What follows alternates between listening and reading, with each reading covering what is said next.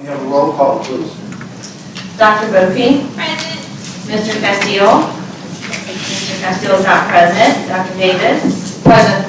Ms. Ellis? Present. Mr. Garvey? Here. Ms. Holloway? Present. Mr. Mellering? Here. Mr. Morris? Here. Ms. Orange Jones? Present. Mr. Rock? Mr. Rock is not present. Ms. Boucher? Here. We have a quorum. Okay. What's our first item? First item is item 1.3, consideration of discussion regarding Every Student Succeeds Act, the Essa plan, and SELD planning. Okay.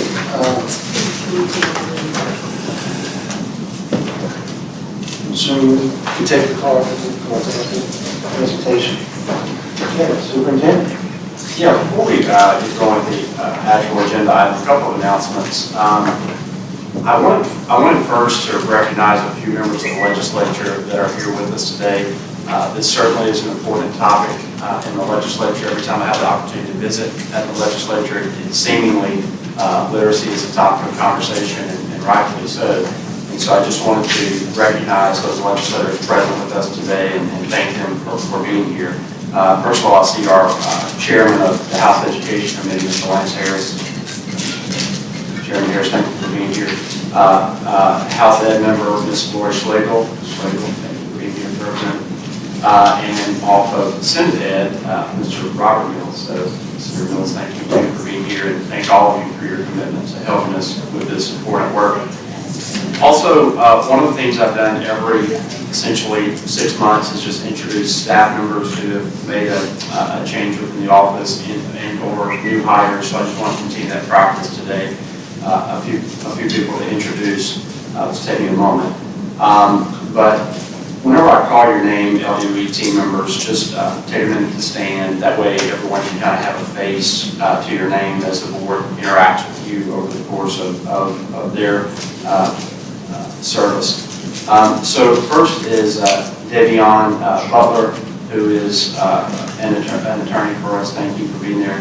Ashley Butler, who is also an attorney, new attorney for us, and Lindsay Dupree, who is also an attorney with us. So members of our legal team there, I just wanted to recognize you all. In operations, you all will remember we made a shift there, and Mr. Ken Bradford is our Chief Operations Officer. Danielle Mitchell moved to Executive Strategy Officer. Meredith McGovern, Deputy Chief of Staff within Operations, and Judy Strassner is the Interim Director in Nutrition Services. Dr. Pam Schooler joined the team in Charter Accountability. Thank you, Dr. Schooler. Keisha Payton is now the Deputy Assistant Superintendent of Finance. Thank you. Nikki Landry, as you all well know, moved over from the BESE side of the building over to the DOE side as Executive Director of Education Policy. In Teaching and Learning, Katasha Edwards is now Deputy Chief of Staff. And Karen Powell is Deputy Assistant Superintendent of Early Care and Education. Just a couple more. Amy Poirier is the Executive Director of Early Childhood Strategy. And then Sheila Campbell is the Interim Executive Director of Early Childhood Operations. Thank you for standing as well. So those are a few of the team members. You may see their names on different documents. I just want to leave an opportunity for you to kind of put a face to those names. And so at this point, we can continue on. The first item is relative to data from this last testing cycle. And what we have tried to do is link in goals from the Essa plan along the way. So if we can pull up that particular presentation.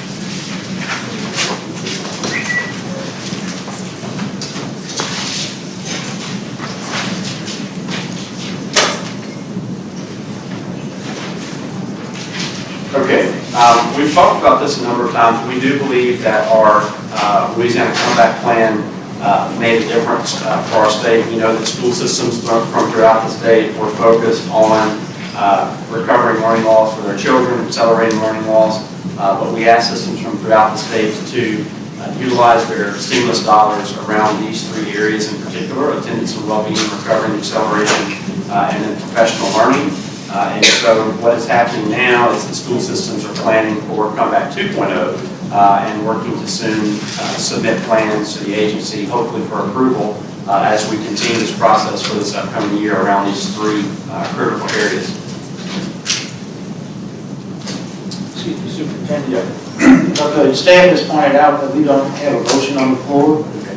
This is our custom. Can we get a motion to receive, please? Ms. Boche? Second. Dr. Davis? All right, thank you. All right, on slide 4, that's just a timeline for release of data. I'm not going to walk through all of that, but you will have that with you. Let's summarize LEAP results from this last spring. I had a little trouble with the slideshow. So, a true testament to the work of our educators and communities, our students returned to a more normal teaching and learning environment last school year. 98% of our students engaged in full in-person learning compared to lower numbers in the previous years. LEAP scores did show signs of academic recovery based on assessments from this last spring, and we'll share that with you. A few high points. 80% of traditional LEAs were able to demonstrate improvement in the number of students who were scoring mastery and above. For students in grades 3 through 8, both ELA and math mastery rates improved by 3 percentage points. That's the largest year-over-year increase since 2016. For student groups most impacted by the pandemic, the rate of students scoring mastery and above improved for many student groups, including economically disadvantaged students, Black or African American students, and students with disabilities. So those subgroups likewise saw improvements. When we look at the data broken down in grades 3 through 8, we see those areas of improvement. So for instance, in ELA, if we look at pre-pandemic levels, 2018, 2019 being the last year, we see that we had a 44% mastery rate. That dropped down to 39% and then has been lifted back up to 42%. Math, you see a similar situation. Science, again, the same. And then social studies there as well, which was the only area in 3 through 8 where we did not see an increase. On slide 8, we looked at some of our subgroups, and you can also see progress on these particular subgroups. Whereas we saw students with exceptionalities, economically disadvantaged students with disabilities, Black or African American, Asian, and white students all live. The one area where we did not see the year-over-year increase is with our Hispanic and Latino students. When we look at our high school courses, the increases aren't as significant. I don't think that is as much as a surprise. But when we see English 1, we see a 1% increase, English 2, 1%. Algebra 1 was the most significant increase with a 5 mastery point increase. Geometry actually fell 1. Biology is up 1, and then U.S. history is up 3. So also in our high schools, we're seeing signs of academic recovery. I like this table because this table shows in grades 3 through 8 the different subject areas, the change from 2021 to 2022. If you look at ELA, you will see that basically across the board, except for that 3rd grade number, we saw significant improvements. Math across the board in every grade saw improvements. Science saw improvements everywhere except 6th grade. 6th grade held constant. And then in social studies, you see a mixed bag here of gains and losses. The ELA 3rd grade results, these are students that I've been speaking about for some time that I have been most concerned about. These are this year's 4th graders. So I think we have to be particularly interested in recovery for this year's 3rd and 4th graders and be deliberate and intentional with how we are serving those particular students during the upcoming year, because these are the kids that school was closed on them about 2/3 through their 1st grade year or 2/3 through their kindergarten year, and then they had interruptions for the next couple of years. And so I am not sure the level of recovery that has already taken place to even get to the -1, but clearly we know that we have a long way to go with this particular group of students who are this year's 4th graders. And I can make an assumption that probably this year's 3rd graders who have never been assessed, because we don't have a mechanism for doing that in the earlier grades, would show similar results to last year's 3rd graders. So we just have to pay special attention to that. We wanted to update on ESSA goals and where we stand relative to those goals.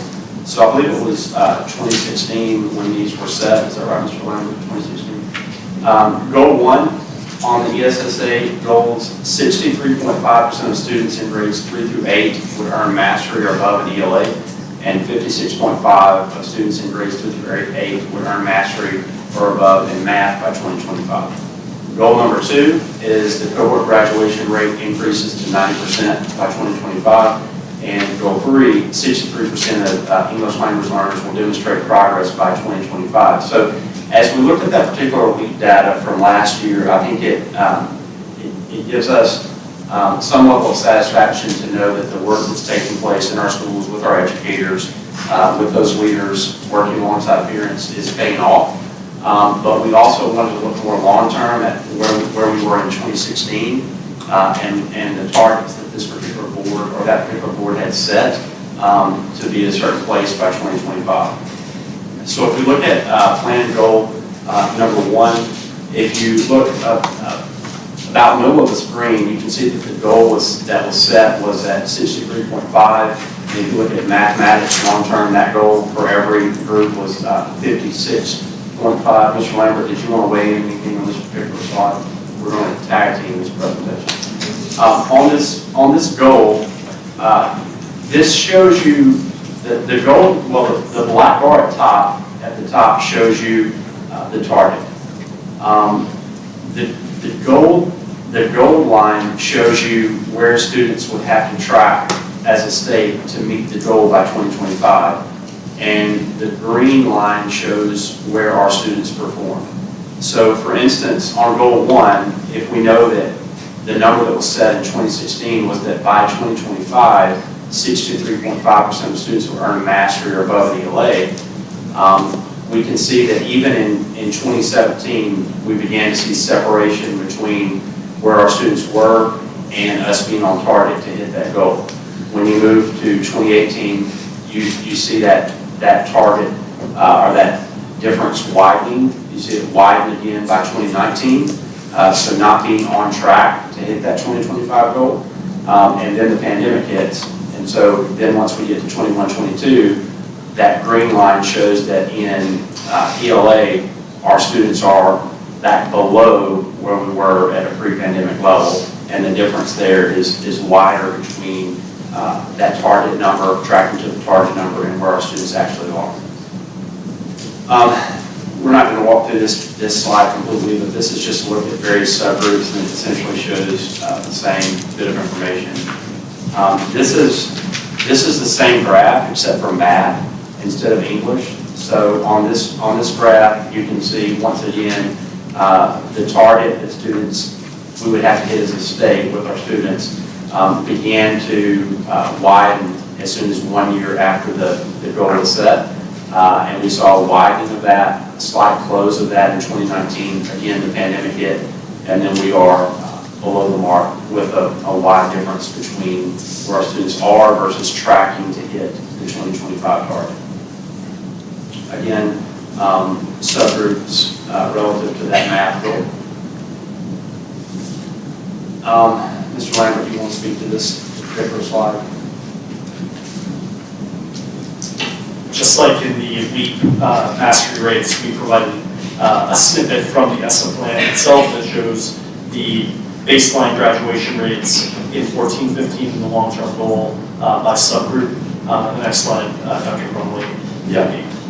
So on goal 2, this is the cohort graduation rate, and you can see steady tracking along that gold line towards meeting that number. I would point out that the 2020 number here is with the assistance of flexibilities that were offered by the board due to the pandemic. That's, again, just looking by subgroup. And then whenever we move to goal 3 of the SSA plan, it's English language learners. You can see here that what happened is that essentially we were above target in 2019, 2020 on target, post-pandemic essentially below target, and then we made up some of that difference in 2022, but we still have a differential between the target mark and where our students are. So next steps here on the ESSA goals, we will continue to support the goals by engaging our schools in need of intervention, by holding high standards and giving them the opportunity to receive development and support around best practices. 2, supporting high schools in rethinking the high school experience to encourage students to stay enrolled and graduate on time. And 3, increasing professional development supports for EL supervisors and continued opportunities for certification. And I believe that concludes this particular presentation, Mr. Garber. Okay.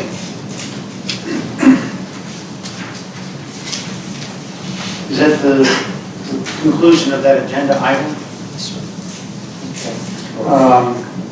Yes. Mr. Moore. Thank you. And I just have a question, slide 9, the significant improvement in Algebra 1, 5 percentage points, which is significantly better than any other subject matter. Do we have enough time to look at that? Do we have any understanding of how we were able to accomplish that much progress? I don't think the team was fully explored that number at this point. No, we'd be happy to come back around on that. Okay. Yes, Ms. Bovee. So I have some questions around the English language learners results and then also the 3rd grade ELA results. On the English language learners piece, I'm trying to figure out what happened, and I'm wondering if we've had significant shifts in populations of students or if there's been any other occurrences that can help us understand the context. There are a few things that I would point out. One, when the goals were set in 2016, there was not, to my knowledge, a standardized screener in the ELPT world, and a new test was identified. So in 2016, targets were set without the same baseline test data. So some of that was based off of, if you go and look at the Essa plan, they go through and kind of explain the process they went through to set that. We could get full demographic information for you on the percent of English language learners over time, but I believe that it has increased. Okay, so there's a test difference, and then also we think there's a population difference as well. I don't believe there was a particular assessment at that point. So not just a test difference, but there was not one in 2016. And now we have one in place. That's correct. And so we're kind of we're getting all on the same page with this. That's right. Okay. And then going back to the 3rd grade English, have you, so statewide, there's a negative number. Do we have any districts where there's been growth that we could explore, and do we know what might be happening in those districts to support other districts in making a difference here?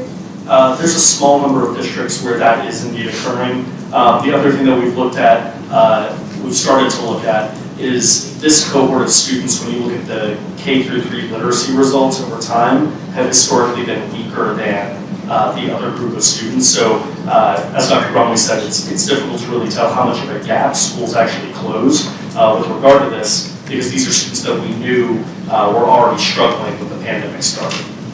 Okay, but we do know of particular districts where there has been growth.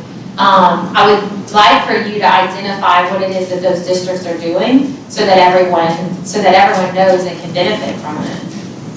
We'll work with our school improvement team to identify that. Okay. Ms. Bojek. Ms. Jones. With the data, when you prefaced it that 80% of the traditional school system LEAs approved, that's also indicative of all of our public school students as well, correct or not correct? You have traditional public schools here, but the data is for all public That's school correct. students, including charter schools as well. That's correct. Is the data from the scholarship schools in here as well? The students are in here, they are not in that traditional LEA percentage. Right. So when we get that, could we get that data as well? Yes, we did disaggregate it by scholarship program versus non-scholarship, is that what you're asking for? Thank you. Okay, Ms. Jones? Thank you. Thank you very much, Mr. Chairman. So I think the headline on this is very promising, and yet I just want to make sure that we're drawing the right conclusions. So what meeting should we be making? I don't know if you all have been able to do any comparisons with other states, but by and large, the national narrative in most settings I've been a part of has been the story of learning loss, and not necessarily a story of positive gains over the period of time that has been most taxing on our system, schools, educators, and most importantly, students and families. So is this a right assumption to assume that in many ways this data complicates that narrative?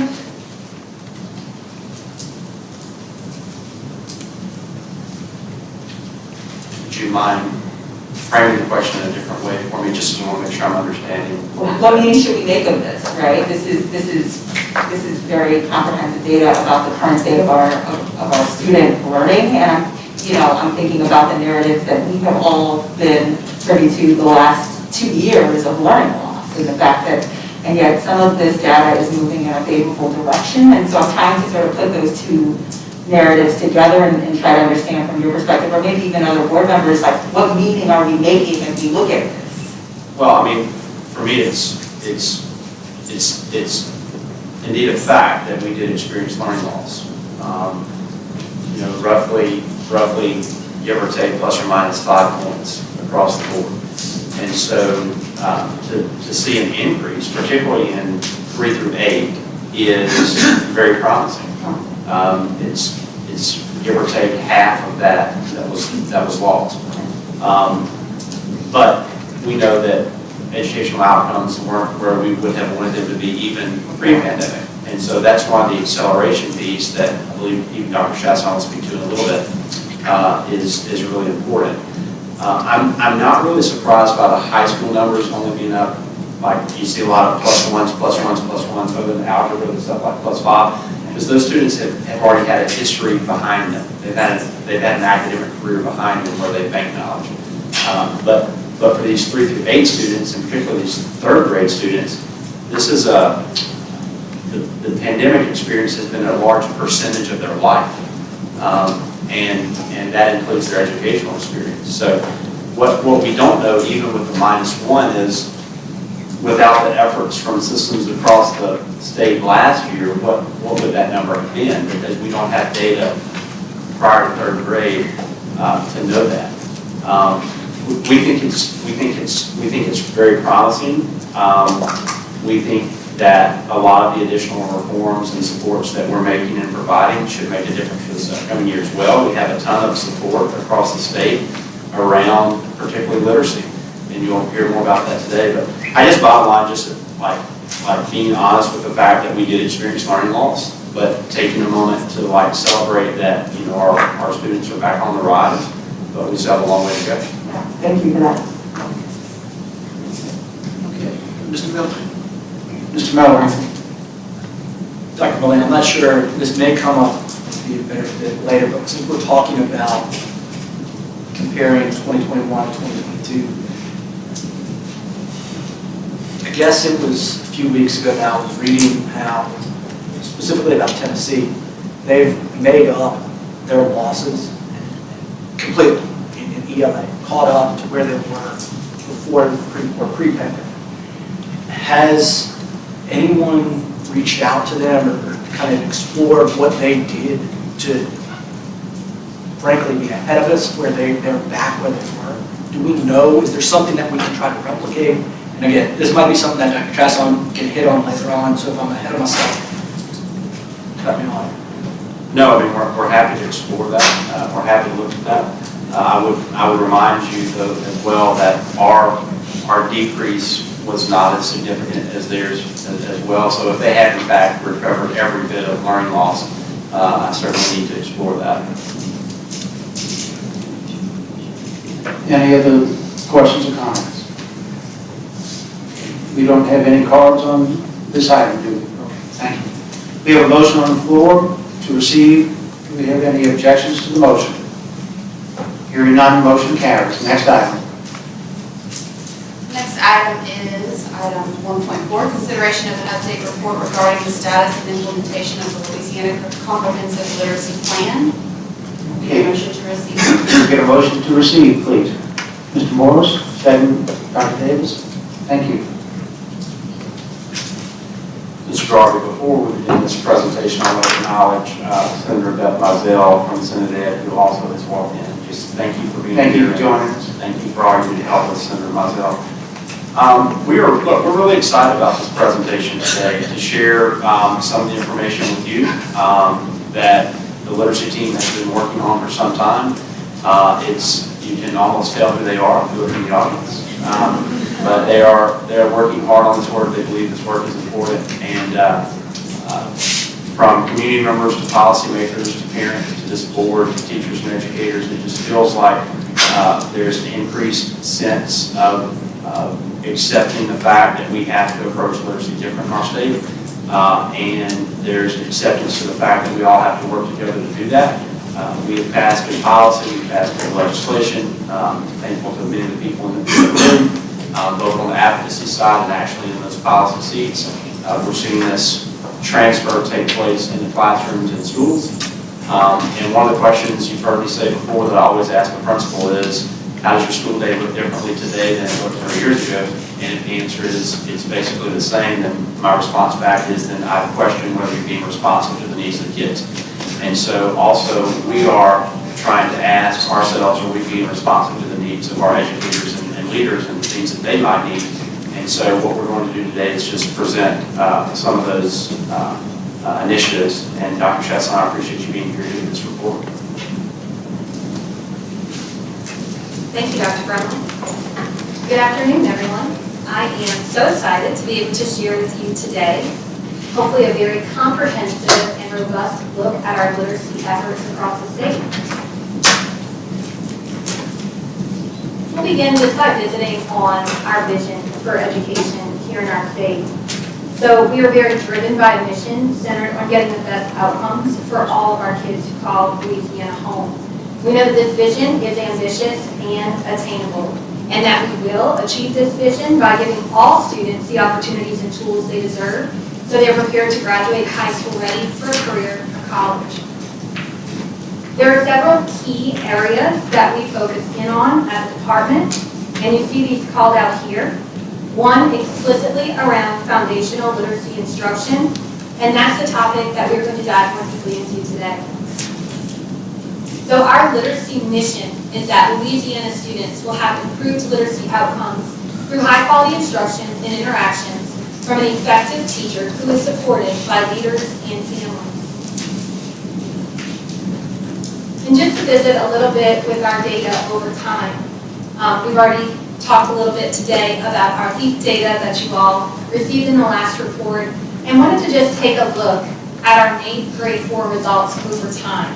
From 2011 to 2019, you see back in 2011, our scale score was a 210 in NAEP. And in 2019, it was once again a 210. We know that it's important to look at our state level assessment, which we do quite often, including today, but we also know that it is very important to get a sense of how our students are doing in literacy across the country. And so this is just a different snapshot of that same data, looking at the percent of Louisiana students at or above basic on 4th grade NAEP reading in 2011, 13, 15, 17, and 19, because we know that NAEP assessment is administered every 2 years. And this is just a reminder about our ambitious literacy goal that we have set as a state Department of Education. We chose to set our goal around fourth grade reading NAEP, the National Assessment of Educational Progress. In order to ground our literacy improvement plan in data, we wanted to best understand the impact of our robust literacy improvement activities. So we wanted to set a clear, quantifiable, and long-term goal. We looked over at our neighbors in Mississippi to do this. You all know, and I'm sure are aware at this point, that the reason why Mississippi has seen a lot of attention over the last several years is because of their increase on their fourth grade reading NAEP assessment. They were the only state to grow in 2019 pre-pandemic, and it was because of literacy improvement efforts that they put into place in 2013. Our goal is by 2027, Louisiana's fourth grade NAEP results will increase by 10 points in scale score in comparison to the 2019 results, placing Louisiana above the national average in fourth grade reading performance. If rankings remain steady, this would place us in the 20s in ranking.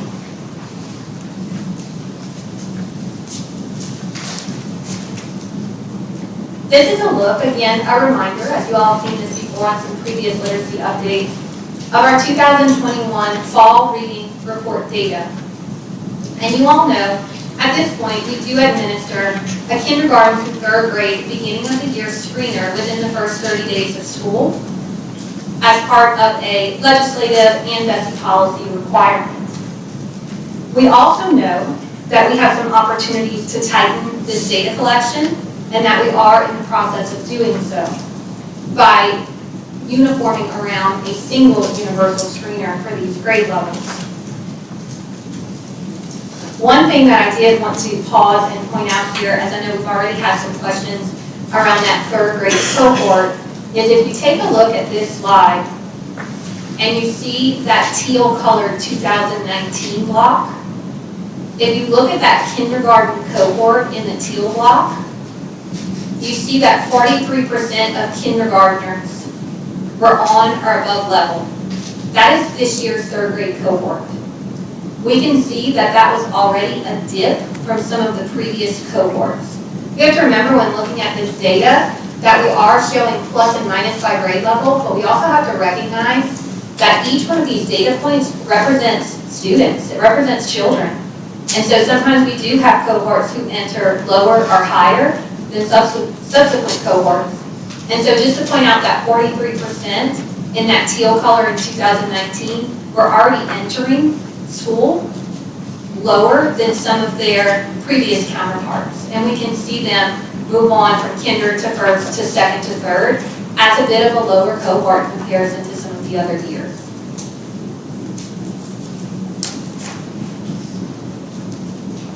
Also wanted to point out here that our literacy rates have shown a steady decline since 2017, and then we see in 2021 we've had that uptick, and that we are looking forward to having this data once again this year. Our school systems are currently administering their beginning of year assessment, and I look forward to bringing that to you all, most probably during a December literacy update.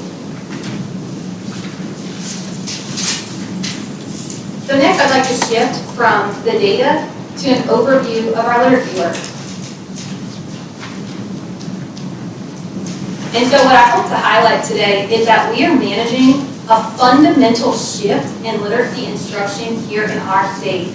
It began back in 2020 with the release of our Early Literacy Commission's report that highlighted key recommendations to improve literacy outcomes in pre-K through third grade. Through our literacy coaching pilot, we developed a literacy strategy for the state and system leaders to implement. Our literacy team began creating a plethora of guidance documents to support a variety of literacy initiatives. And what you'll see today is how we have used that early data from that small pilot in our very first year and are now planning for statewide, scalable, sustainable implementation of this improvement work. And so our plan was developed around 4 pillars. Our literacy pillars are the cornerstone of our literacy improvement work and were founded as results of our action research through the literacy coaching pilot. The first pillar is goal setting. This is based on student goal setting, teachers, and schools. This includes communicating goals to various stakeholders, including our families, through our parent reporting, and monitoring these goals for students throughout the school year. Our second pillar is explicit literacy interventions and extensions. This includes ensuring time is assigned specifically for core instruction and interventions that are grounded in the science of reading, monitoring the implementation of interventions, and ensuring students have access to books to practice reading skills. Ongoing professional growth includes facilitation of learning communities focused on literacy, as well as opportunities for our teachers to be trained and receive ongoing professional development, again, all grounded in the science of reading. And fourth, we recognize that families play a vital role in their child's educational journey. And pillar 4 is about how schools will engage families in providing literacy supports for their children.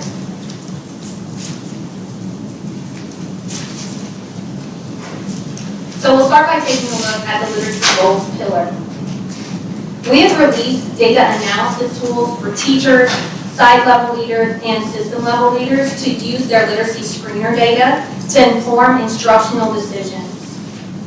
Policy now requires schools inform families of their child's reading proficiency level. In addition, any student falling below reading level, the school must inform the family of the actions the teachers will take to accelerate learning, as well as what the family can do at home to help their child. We have released a sample template teachers can use to provide this information to families. We have released a series of resources to support teachers, site level leaders, and system level leaders in analyzing their screener data. We've also released a webinar on how to analyze data to maximize impact. Many school systems have opted into doing screeners throughout the year, and so they are doing that at the beginning of the year and also progress monitoring throughout the year. This gives you a little bit of context about our current data collection that goes into that fall reading report. And so right now, our school systems can choose between 4 possible screeners, and this has been this way for a number of years.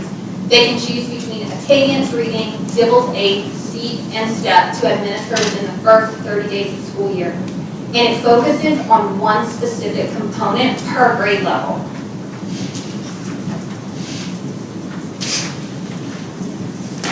One of our key priorities for 2022-2023 is to move forward in our work in identifying a single literacy indicator. Transitioning our state to a single literacy indicator, we will need to provide support to systems as we transition so that everyone is prepared to not only use that indicator, but be able to use the data to support instruction with students.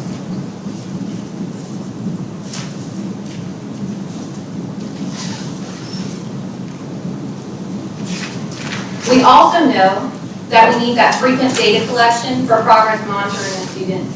The new screener will be administered 3 times per year, so within the first 30 days, mid-year, and end of year, to provide regular updates on student performance. This will also help our screening for students with dyslexia. The revised literacy screener will provide an initial screening that our educators can use to identify students to then receive additional screeners and subsequent services for dyslexia. This screener will also provide clarity for our families. No family should find out that their child is not reading on grade level at the end of 3rd grade when they take their 3rd grade ELA LEAP assessment. Every family has the right to know if their child is not reading on grade level and have access to support that they can utilize at home to help their child. So this screener will include everything that is needed for that family reporting. To create a system that is comprehensive from early childhood to 12th grade, we are moving forward on determining a timeline to include that K2 literacy indicator achievement results, possibly in the assessment index and growth in the progress index of our accountability system. We know that calling attention to this kindergarten through second grade area will just help to highlight for our educators the importance of this early grade work. The next pillar is on high-quality core instruction along with literacy interventions and extensions. We'll talk first about core instruction. And core instruction just refers to the regular daily grade level instruction that students receive. This is different from when we talk about intervention, which is when students are typically receiving small group or individual support. Core instruction is most usually whole group daily instruction built into the calendar and the schedule for the day. So recent legislation has caused us to shift some of our instructional materials review process. We know that here in Louisiana, all districts are able to purchase instructional materials that are best for their local communities, since those closest to students are best positioned to make those decisions. To support our local systems in making their own local decisions, we lead online reviews of instructional materials here at the department. The tiered reviews describe the degree of alignment with state content standards. Each local school system should determine if their use is appropriate to meet the needs of their own students. Act 517 of the 2022 legislative session has caused us to make some shifts in this instructional materials review process.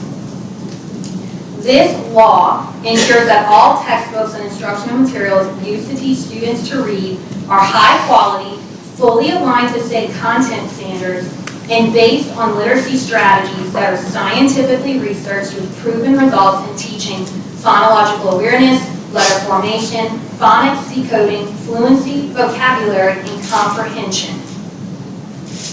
Our support for a seamless transition to textbooks and instructional materials that are based on scientifically researched literacy strategies, we have identified criteria and indicators to review current materials and future materials. So we will be working through this over the next year to identify materials that are currently in use and then making this part of our process moving forward. And so essentially, what Act 517 asks for is that materials, curriculum, resources that are used in classroom do not require or encourage the 3 cueing system, model of teaching reading. It's also called MSV, which is called meaning, structure, and visual cues in reading instruction.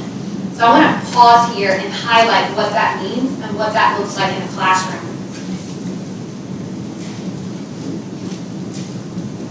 I think many times folks erroneously think that 3 cueing is something that is very apparent and that we would recognize on site even as educators that it's wrong or antiquated in reading instruction, but it's actually much more subtle. The strategies within 3 cueing are strategies that most educators in our state have used. It's strategies that a lot of us learn to use, myself included, in my prep program. And it's strategies that sometimes as parents even, we default to because we've heard it and sometimes it maybe feels a little natural.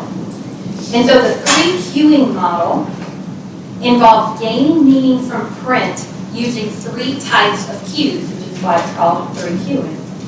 Those include semantic cueing, which is word meaning and sentence context. And so the question asked is, does the word make sense? Does it make sense in that part of the sentence? Syntactic cueing, which is grammatical features. So does it sound right in the sentence? Does it sound like that word belongs there? And the third cue is graphophonic cueing, which is letters and sounds. Does it look right? What's the first letter of the word? What's the last letter of the word? What might that word be? And so what 3 cueing does as the base model for reading instruction is encourage our students to be really good guessers.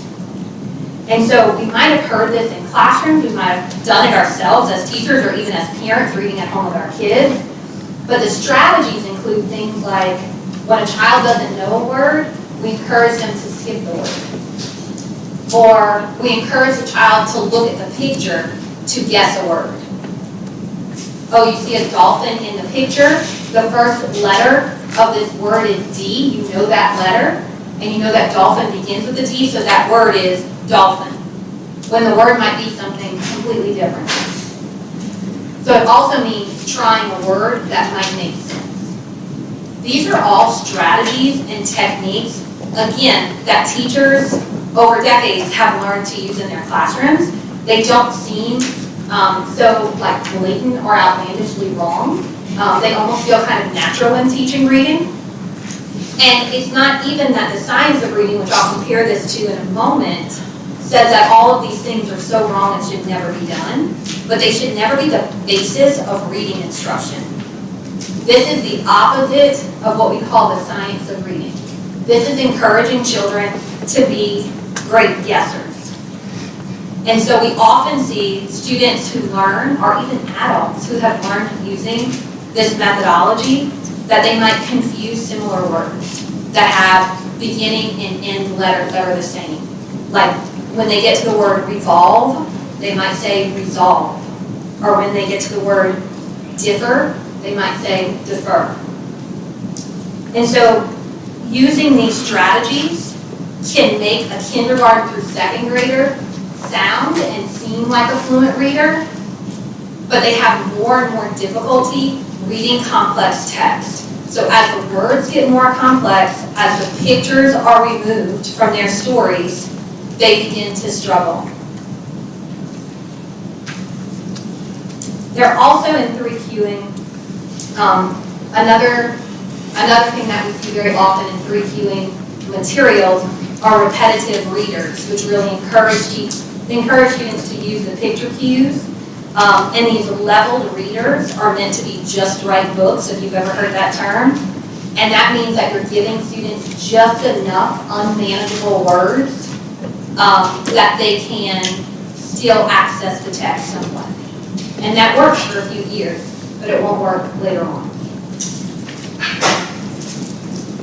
And so that is 3Qing. That is what will now be a key component of our instructional materials review process for current materials on our list and for future materials moving forward, is looking deeply within that curriculum material to search for 3Qing. So it might not have a stamp on there that says 3Qing or whole language or balanced literacy, which all of this is the same, essentially teaching cueing skills to make students good guessers.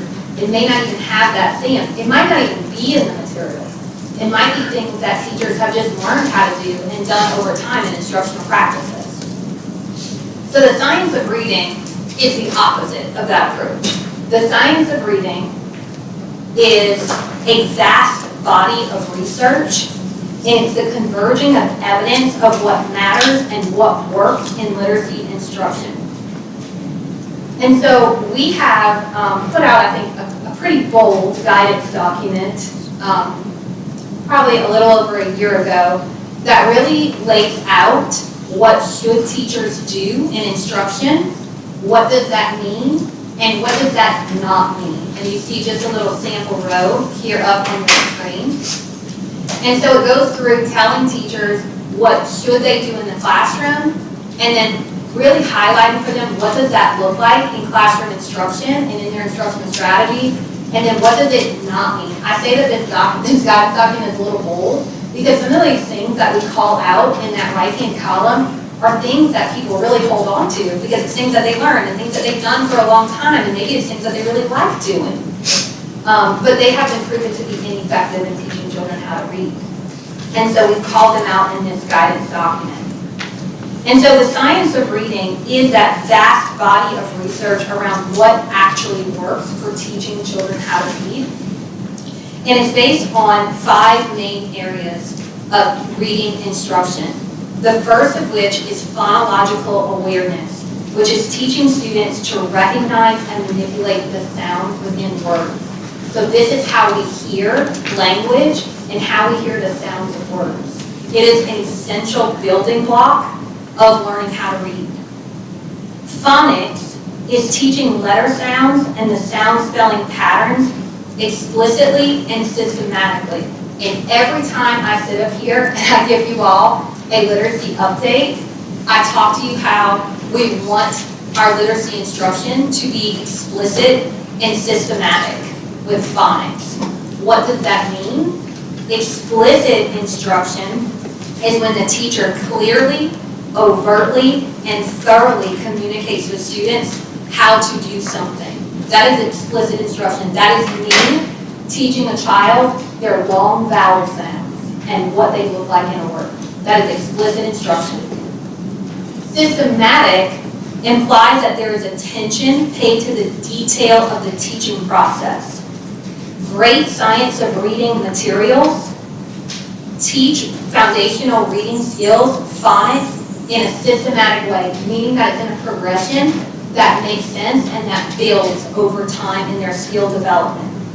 So it is teacher-directed instruction based on a logical analysis of the skills required at their optimal sequence, at the best sequence that they can be taught. The next area is fluency.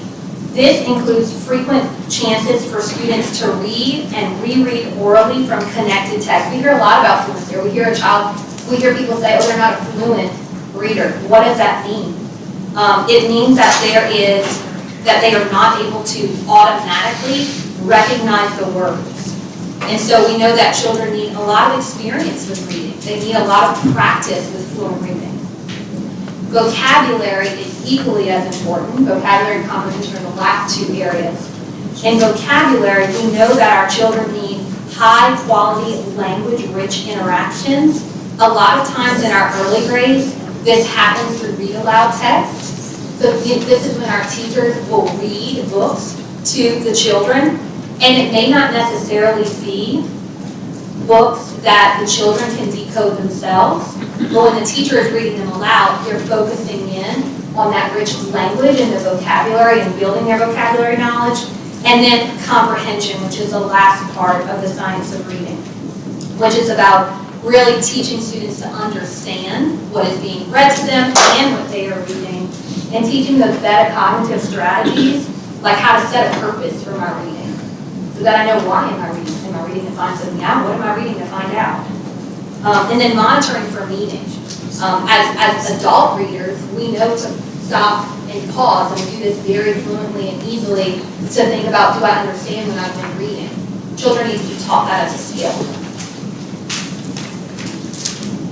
And so in kindergarten through second grade, if our teachers are using high-quality instructional materials based on the science of reading, they have what they need in their curriculum for core instruction.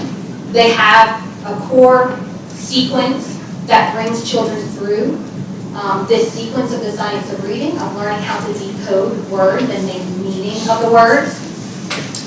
And so it is there for them. We've made some additional support available in our literacy library on our website. One is here on this slide, is a sound wall. And so this is a great tool for teachers to use because we know that students need help to find the right spellings to use to spell words, as well as the right pronunciation for sounds when they're decoding words. One other point about 3Qing compared to the science of reading is that in 3Qing, there is no explicit systematic instruction on decoding or on spelling patterns. But in opposition to that, if you are using the science of reading, then that is what children are being taught. So they not only become great readers, but they become great spellers. And so those two go hand in hand. Another ready-to-use resource that's in our literacy library are sets of phonological awareness activity cards. These are quick, simple activities that can be done anywhere as a quick activity or skill review. Research tells us that a lot of older children who struggle to read lack phonemic awareness skills, and these are really built in kindergarten through second grade. And so our phonological awareness activity cards are just this little set of cards, and they have very brief 3 to 5 minute activities on them for our teachers to use really in pre-K through second grade And they start out, the very first card is very simple, and really these progress over time. But the very first card tells the teacher the directions. Stand up if the words I say are the same. Stay seated if the words I say are different. Mice, cheese. Wish. And so the students are listening for the difference in the words to try to start identifying, are these words the same? Are they different? And they're starting to make that correlation between the sounds of words. And they progress. So you might do that within the first week or two of school. You're doing one of these every day or every other day. We designed these cards to be really easy to do. You might do these while standing in line before you go to lunch with your students. So these activities are just really quick and easy to do. Maybe while waiting in the car line or in the last few minutes when the kids are packed up their bags, waiting for the bell to ring to go to the bus line. We tried to design these to be really simple and easy to do without materials. And they progress over time so that by about the middle of the cards, you get to phoneme segmentation. And this particular activity is asking the kids to sound like robots. So it tells the teacher to say, we're going to sound like robots today. Listen to me, say chick, like a robot. Ch, ick. Your turn. How would a robot say, run? And then the children would break apart the phonemes in that word.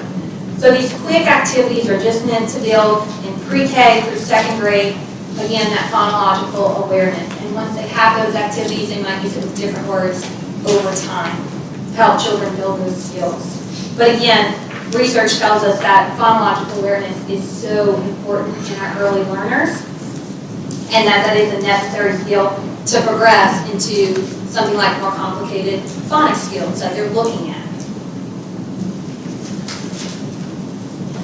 So that is kindergarten through second grade band, and what teachers are using and what that looks like in the classroom. We'll go next to supports for grades 3rd through 5th. Oh, I'll pause here for questions. Spoken. Thank you. Thank you. So how do teachers know about the cards in the library? What's the communication mechanism? So we have done, I'll say, all of our normal releases as a state agency. We've tried to highlight this on our system leader calls, in our newsletter, in our teacher leader newsletter. We've also done, I'll get to later in today's presentation, a lot of professional development around the state, even a regional literacy tour this past summer.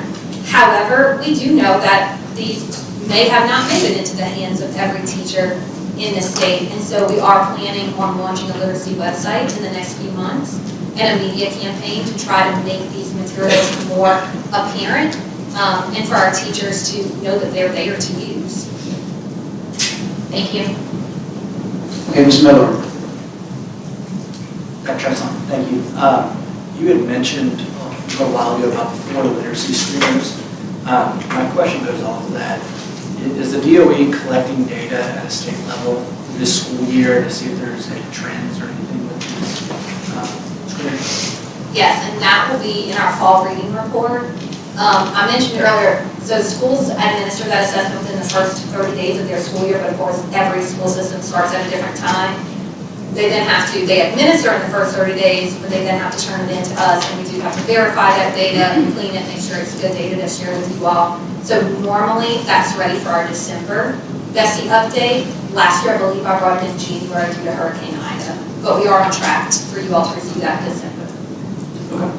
And my understanding is the goal is to go from 4 screeners to 1, correct? And that's supposed to happen by next year? Yes. Thank you.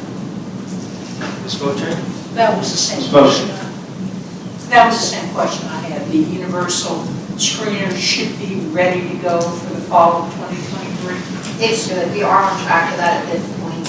Hopefully within the spring, being able to communicate and train that out. We know that this is a pretty major shift for our school systems, so I've been implementing one of those other 4 screens. Dr. Davis? This is just going back to, you'll have to go the slide on page 8, but we do our literacy readiness for all of our other tests. We break it down by subgroup, and I would like to see our reading readiness by subgroup. You don't have to go over all the years, but even the most recent year. And then just in light of the fact that we are investing more and more in early childhood education, in particular in our CCAP programs and our Tier 3 schools that are using more rigorous curriculum, where we have standards for teachers, I would really like us to figure out a way to track kids as they come to us for kindergarten by the type of preschool, if any. So would we see big differences among kids that were in type 3 early childhood centers that we're investing state dollars in? Would there be a difference in their reading level compared to family home centers? And so, that we could use that information to try to convince parents that centers that are using these resources, that are using class, are a better investment of their dollars than others. I think it would be really beneficial for us to be able to see, and to not only show the legislators in the room that those early childhood dollars that they're investing are making a difference, because we know those kids are showing up ready to learn. Thank you, Dr. Davis. That's a great point. We are working on that data collection. It is, I'll say, challenging, because those children have not yet entered a school system to be able to track that data. We do have some amount of longitudinal data for our pre-K-4 programs, but that is something that we are working on through our new data system. Mr. Morris. Yeah, I'm just looking for some help with the interpretation of the graph on slide 5.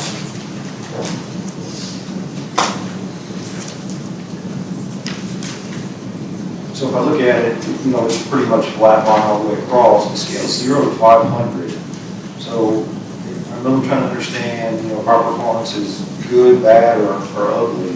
I'm not sure what the reference, what the relative comparison is. So on a scale of 0 to 500, can you help me appreciate the range there, and particularly maybe some relevance to other states? Yeah, I'm trying to remember. I don't have that in particular in front of me, but I do believe, Mr. Morris, that when we looked at Mississippi, they were in the 240s, I believe. I can return that to you, but I do know that it is, I'll say, still rather surprising that you aren't seeing states closer to that 500. Even Massachusetts, who I believe was ranked number 1, was still nowhere close to that 500 mark. You know where they are, ballpark? I'm just trying to get a sense of relevance here, right? And the other question on the next slide, slide 6, there's a 7% improvement from 2013 to 2015, and then we go back to 56 again. Do we have any understanding for the 7% improvement, where we can relate that to, attribute that to? That's a great question, Mr. Morris, and it is something that we have been digging into as a team and really trying to think about what was occurring. Honestly, I was a school system leader at the time, back in 2015. I wasn't here at the department, but just trying to talk through with folks on my team, what do we remember about that year and what happened then, and then what happened in the years afterwards, that what would have caused that decline again. I think we can only make assumptions at this point looking back. I do know in 2015 we were using our current standards at that point. There was some usage of high quality instructional materials that were just being rated and tiered through our instructional materials review process. But beyond that, it's difficult for me to remember anything in particular that would have caused that uptick. But I'm interested if maybe other folks have an idea of what would have caused first that uptick and then that decline. Right. If it's an anomaly, okay, I get it, but if it's real, then I look at, okay, if we can get 7% in 1 year, and I look at the current goal, which is 10 points in 5 years, 2% per year, doesn't really seem that aggressive a goal, right? It's really 7% in 1 year is achievable. So we're just trying to understand if it's a legitimate goal or what. So if you guys can look at that, I appreciate it. Yeah, so Mr. Morris, our goal was actually, because I don't want to see a 7% uptick and then a decline in the years following. I'd rather see a steady uptick over time. I know you do as well. So our goal was arrived at by looking at Mississippi, and they began their literacy work in 2013, and then looking at where they made it in 2019. And Mississippi had a steady increase, several points a year leading up to that 2019, and it was a 10-point growth. So it was sustainable. Yes. My last question, on slide 16, slide 16, in reference to clarity for families. So when I looked at the handout, one of the things that I noticed that struck me was that obviously family engagement is really important here, and then there's another conversation going on about learning loss over the summer. And we want to, address both of those. So when I was a kid, we had a summer reading list, right? And you had to come back to school in the fall, and you had to grade your books, and somebody's going to check and see if you did or not. So I don't understand. When I go into schools today and I ask about that, nobody's got a summer reading list. I don't understand why. It seems like if you did, we're going back to phonics, right? I would have to go back to summer reading list too. And now we've addressed this concern about learning loss over the summer because we're actually reading over the summer. And at the same time, we're engaged with families. Because families are going to be responsible to make sure kids are onto the summer reading list. So is there a discussion there, or what are your thoughts on that one? So not in particular about a summer reading list, Mr. Morris, but I am going to talk in just a few minutes about the REAP program. That I know Representative Slagel, who's here today in the audience, authored a legislative program to disseminate books to children. I saw that $5 million, right? Well, the way I understood it, I'm sure it's a great program, but it's after you recognize the kids aren't at grade level. It's not proactive. Hey, let's give them the books in advance so they can have, a summer reading list to work off from. So I guess where my mind is at, maybe look at proactive and a reactive approach as well. Ms. Bowman? So I'd like to go to page 4, and it was slide 8. And we talked about the third graders for 2022 in kindergarten at a 43% on or above reading level. I'll give you a chance to get there. I just want to make sure I'm reading this correctly. So then, in the third graders of 2023 then, would have been, I'm looking at that next bar, so they were at 43%, but then it got, the following year it was even worse. Okay, so the results for our third graders this year was not positive. And now these students who were in third grade, when they were in kindergarten, they were even in worse shape. So I think it's a question of what are we doing in third grade specifically? It looks like they did bump better. So like when the third graders were of 2022, when they were in first grade, didn't do as well as the ones who are going to be in third grade in 2023. But I do have a lot of questions about what third grade looks like. You are teeing up for the next part. Okay. Support for third through fifth. Okay, because I'm looking at this and I'm like, wait, we were a negative already, and now they were struggling. Okay, thank you. I'll wait. Mr. Miller? Just to piggyback off Mr. Morris's comment, I forgot what slide it is, but one where we talked about in 2015. There's slide 5. 5 and 6, yeah, there we go. Slide 5 on page 3. Yeah. In 2015, the NAEP score, that was the highest we've had, clearly. Since then, or immediately after that, so I guess sometime between 15 and 17, were there any changes to the accountability system in that time? Yes. There were? Do we know, has anybody looked in to see if any changes in the accountability system may have played any impact in the drop in the NAEP score?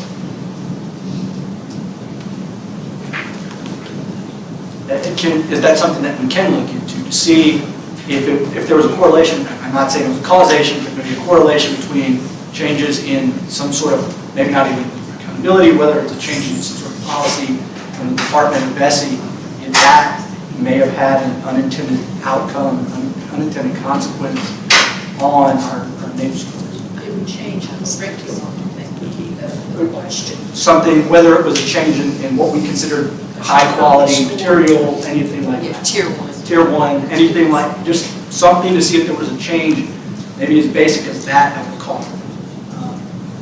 Again, not saying it is, but just something to look into and see. I don't know of anything significant in accountability policy that would have impacted this shift. When I think about this, is 4th grade, so our accountability system starts in 3rd grade. So these children really would have had to have been impacted by something even in kindergarten through 2nd. But to Dr., to Ms. Bosche's point, whether it was something with the curriculum, whether we changed what we considered it at tier 1 or something like that. I think the only way we can answer something like that is to look and see if we get any significant curriculum change in there. That's how we scored it, whether it's basic. That's not relevant, in terms of how we might have scored it in accountability. It's what we taught. So if we had any basic curriculum change right before that particular year, we may want to look at that to answer your Yeah, question. thank you. That's what I was getting at. I think Ms. Davis has. Yes, I just wanted to say that every year annually, that we submit a fall reading report to the legislature. And with respect to Mr. Morris's question, you can go back and look at the 14, 15, and the 12, 13, and see what they attribute some of those improvements and declines. So I can get all of those reports. They're all posted on board docs, and you can see what the explanation for those things are.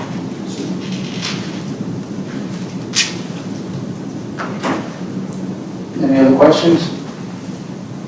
Okay, we have more of a report, right? Yes. Okay, thank you. Okay, we will next move into the awaited 3rd through 5th grade band to dig into what supports look like for our 3rd, 4th, and 5th graders. And we have been talking a lot today so far about what is happening for our 3rd grade students. We have our 3rd grade LEAP data. We do see that slight drop for 3rd grade.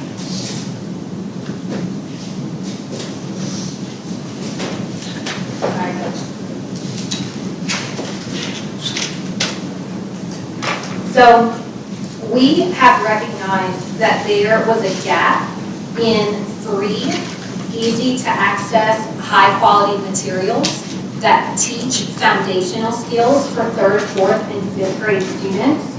And so we have recently released, we have spent more than a year building and recently released what we are calling our FIRE lessons. FIRE stands for Foundational Instruction for Reading Excellence.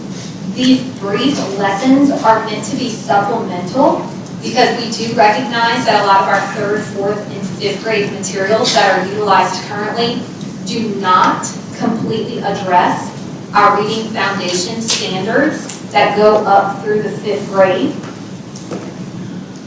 So these brief lessons are intended to be used as whole class foundational skills instructions for 3rd, 4th, and 5th, where we know our students, especially now, have significant gaps in foundational skills instruction and a great need for core instructional support. We have released Unit 1 of these lessons, and Units 2 and 3 are set to release soon. These lessons provide direct, explicit instruction in advanced spelling patterns, grammar, and morphology. The complete resource includes a teacher's manual with quick lessons and a student activity page workbook. These are completely free and available on our website for our teachers to use. It is designed to promote and provide systematic, explicit instruction in reading foundation for these grades. They're grounded in the science of reading, and they offer for students spelling, grammar, and morphology. You see that these short lessons follow a daily sequence with an attention getter, some explicit instruction from the teacher, a guided practice for students to engage in, and then some independent student application for them to practice the skill. Some additional supports in the lessons include an overview of the skill and concepts for the teacher to learn the skill and concept from the materials, And some supports for diverse learners are also built in as well to help the teacher access every child in their classroom. So we are very excited about providing these fire lessons. These are meant to be supplemental core instruction. So in addition to what teachers are using as their core instruction, their core curriculum, these are just short little mini lessons is what I would refer to them as, really. Mini lessons for teachers to use alongside their daily instruction to build these foundational skills for 3rd, 4th, and 5th graders. And I will return to some 3rd, 4th, and 5th grade support when we talk about interventions a little later, because that is for core instruction daily. But I know we all probably still have some questions around what are we doing for the students who didn't receive what they needed. We see that in our data. We have 3rd graders and beyond who haven't received what they needed in kindergarten through 2nd. So I'll return to how we're addressing struggling readers in other grades. But a few supports that we've been able to provide for 6 through 12 around content literacy. So content literacy is the ability to use reading and writing for the acquisition of new content in a given discipline.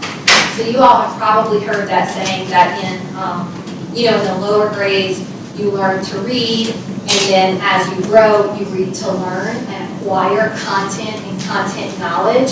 So that is what content literacy is really based on, that we are now reading to learn. And so the content literacy support documents are strategies that can be used across campuses in all content areas to support literacy. So this series that we've provided addresses the pedagogy and how teachers deliver instruction involving literacy, reading, writing, speaking, and listening, which are all essential components of English language arts instruction and literacy. It is intended to help all students, especially our students who might be struggling in literacy in 6th through 12th grade. The strategies focus on teacher and student actions when performing these tasks, as well as look-fors, so the teachers know what to look for in their student work, so that they know that the desired outcome has been achieved. So we have released these so far, and we have more supports for 6th through 12th graders in content literacy coming over the next year. So we have released a variety of resources to support our teachers in the classroom, and we are so excited to highlight some systems here on this slide using some of our department created resources along with our teacher leader advisors who help us to create a lot of these from across the state.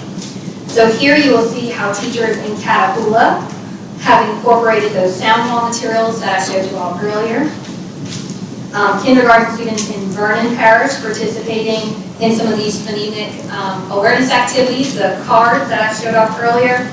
And then the Jefferson Parish Summer Bridge students, during their summer learning program, are introduced to annotating text, one of those content literacy strategies. So now we dig into interventions and extensions. And intervention is meant to be delivering just-in-time support to eliminate gaps so students can access grade-level materials. Interventions and extensions should be provided through an ongoing cyclical process. It begins with diagnosing the student need and the student level. So you may be diagnosing a specific area of need, or you may be diagnosing that that student is reading on grade level and they need some extensions to push them beyond their grade level. As the teacher, you're making a plan for their content acceleration support, delivering that instruction to the students, and then ongoing monitoring to watch as students achieve those goals. We have provided funding to support our school systems in developing schedules. Dr. Brumley talked about this earlier when he says that the school day should not look like it did pre-pandemic. Our school day should look different. We should ensure that we have time that is job embedded within the school day for teachers to come together and collaboratively plan for instruction. And we should make sure that time is embedded within the school day to provide interventions, extensions, and even tutoring as necessary.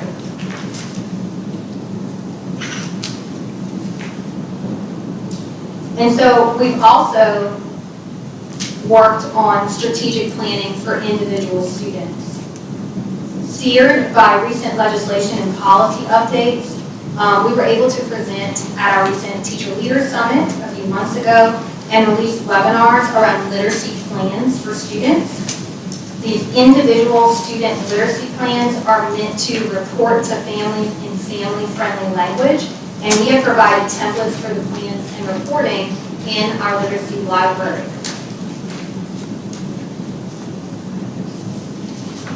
Here, you will see how schools in DeSoto are providing interventions to ensure all students' needs are met, and you'll also see the same in West Louisiana. So you'll notice that these are smaller groups, and a lot of the time our interventions and extensions should be delivered in small groups based on individual student needs.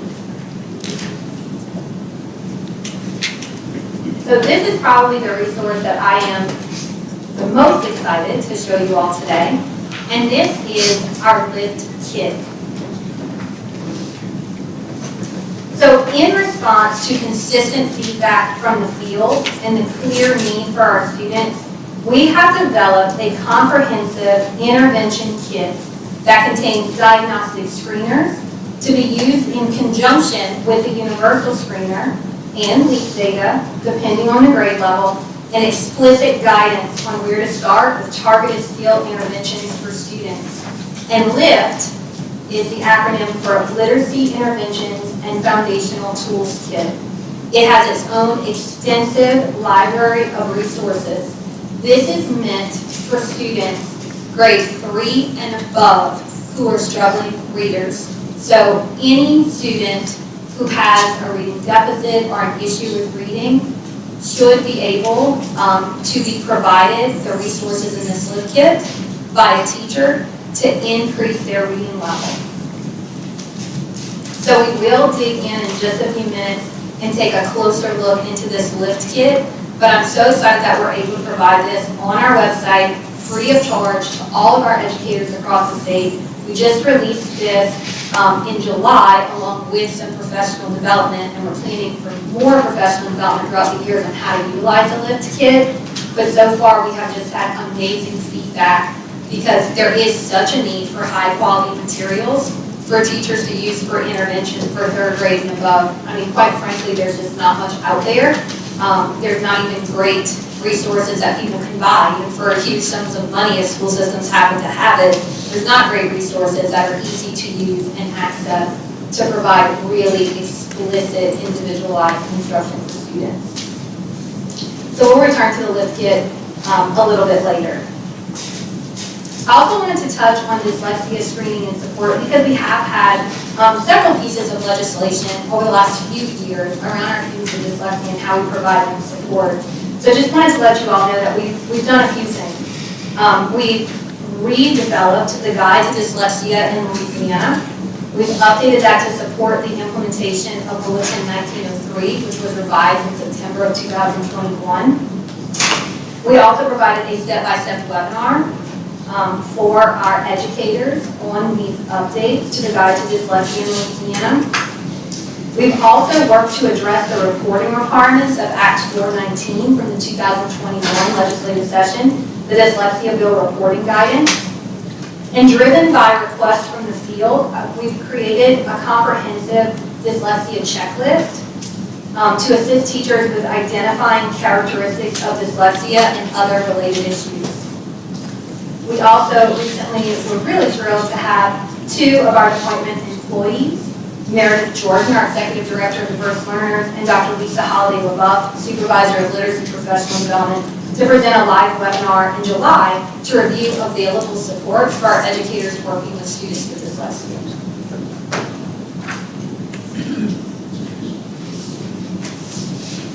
The next is a program that I have reported to you all before in literacy updates. This is not a new program, but back in 2020, we were awarded an Education Stabilization Fund Rethinking Education Models grant from the federal government.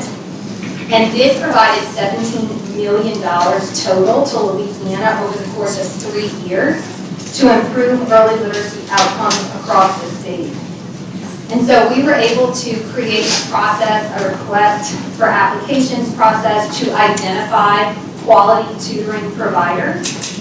And we've been able to increase that number of providers from 16 in year 1 to 24 in year 2.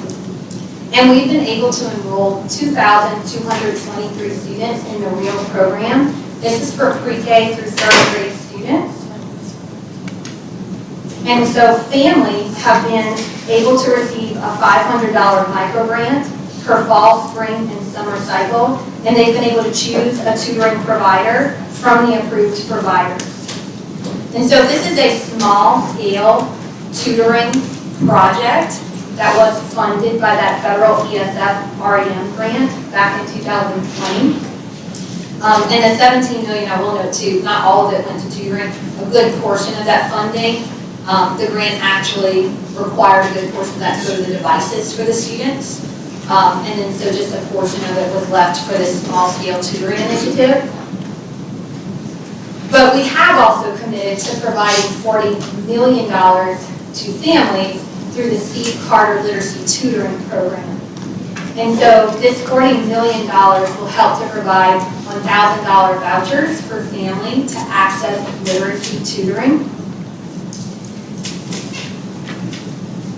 The Steve Carter Tutoring Program tutors will implement best practices aligned to high-quality curricula, and they must be trained in the science of reading. We have set some criteria based on the legislation for this program for students to participate, and those will be kindergarten through 3rd grade students who score below level on a beginning of the year literacy screener, 4th through 5th grade students who score below mastery on ELA, spring LEAP data, and by teacher recommendation if the student is missing any of this data. So there's an incoming student who doesn't have some of that data, students can be referred by their teacher to the program. Families will be able to begin enrolling for this program in October, which is when that beginning of the year screener data becomes available. To remove the burden of coordinating these services and funds from school systems, we have contracted with Solix through the Office of Technology Services to be the manager of the tutoring providers, to develop a portal that will manage the registration and funding management of services.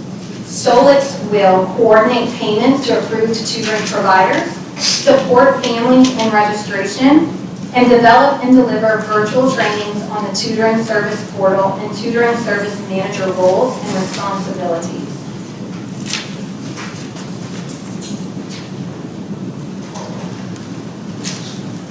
All of the Steve Carter Literacy Tutoring Program tutors undergo a rigorous evaluation process through our department. And applications are evaluated on the ability to support and help achieve educational goals, including that all-important science of reading training.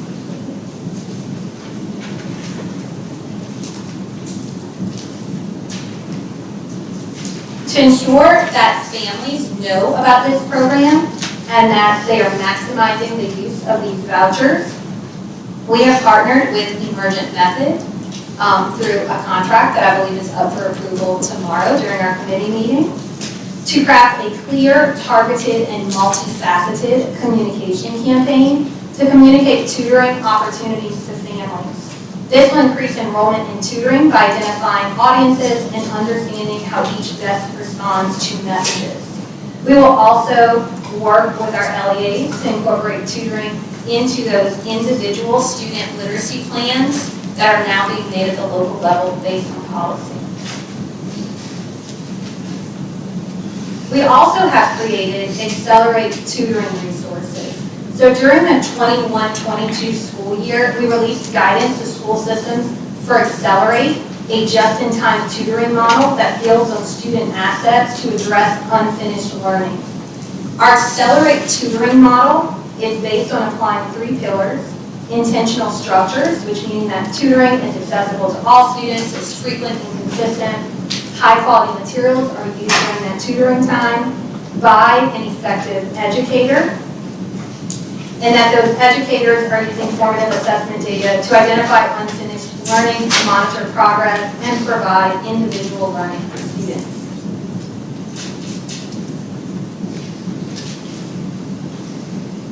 And so now I'd like to take a moment to put all of these resources together into an example of a teacher thinking through how to diagnose, plan, deliver, and monitor for a particular student.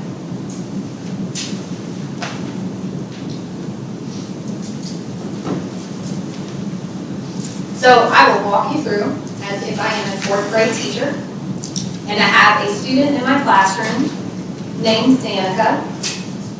And Danica came to me in the fourth grade, and I now have her LEAP data, and I'm able to see at the beginning of the year that Danica scored below proficient on third grade LEAP, English Language Arts. But I'm also seeing in the first few weeks of school that Danica participates in classroom discussions, and she contributes with strong verbal responses and great questions about the text that we read together. However, when I hear her read aloud, I can hear how she struggles with some of the more complex words that are fourth grade level words. She also struggles to retell what she reads, even though she enjoys telling stories. As Danica's teacher, I need to figure out what deficits are individual to Danica. What is the holdup with Danica and her learning around reading? My first step is going to be to access my LIFT kit. So I'm going to utilize the assessment that's in my LIFT kit, and I'm going to start by administering to Danica Quest for the Best, which is a fluency passage, so that I can hear her read and then score the assessment to identify what are the individualized challenges that Danica is facing. What is the holdup with her reading? Danica scores below the 50th percentile on Quest for the Best, which tells me that she is not reading close to a fourth grade level, and she has missed some decoding skills from a prior grade level. So the LIFT kit then directs me to administer the code knowledge inventory. The code knowledge inventory helps me pinpoint what pieces of the code or decoding Danica is not able to access when she's reading. And so when I administer the code knowledge inventory, I'm able to identify that she has weaknesses with decoding long vowel words, beginning with CVCE words or consonant vowel consonant with a silent E words.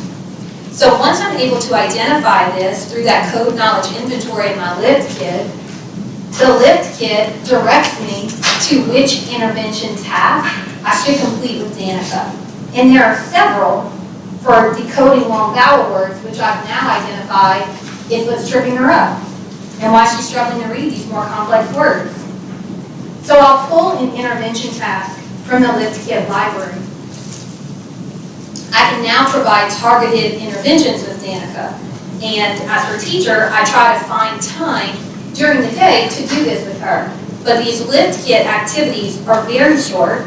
Most of them only take around 5 minutes, and they're very direct and explicit based on exactly what Danica needs. And so I pull the activities from the LIFT kit on decoding those long vowel words, and I explicitly teach in the first activity long vowels and silent E.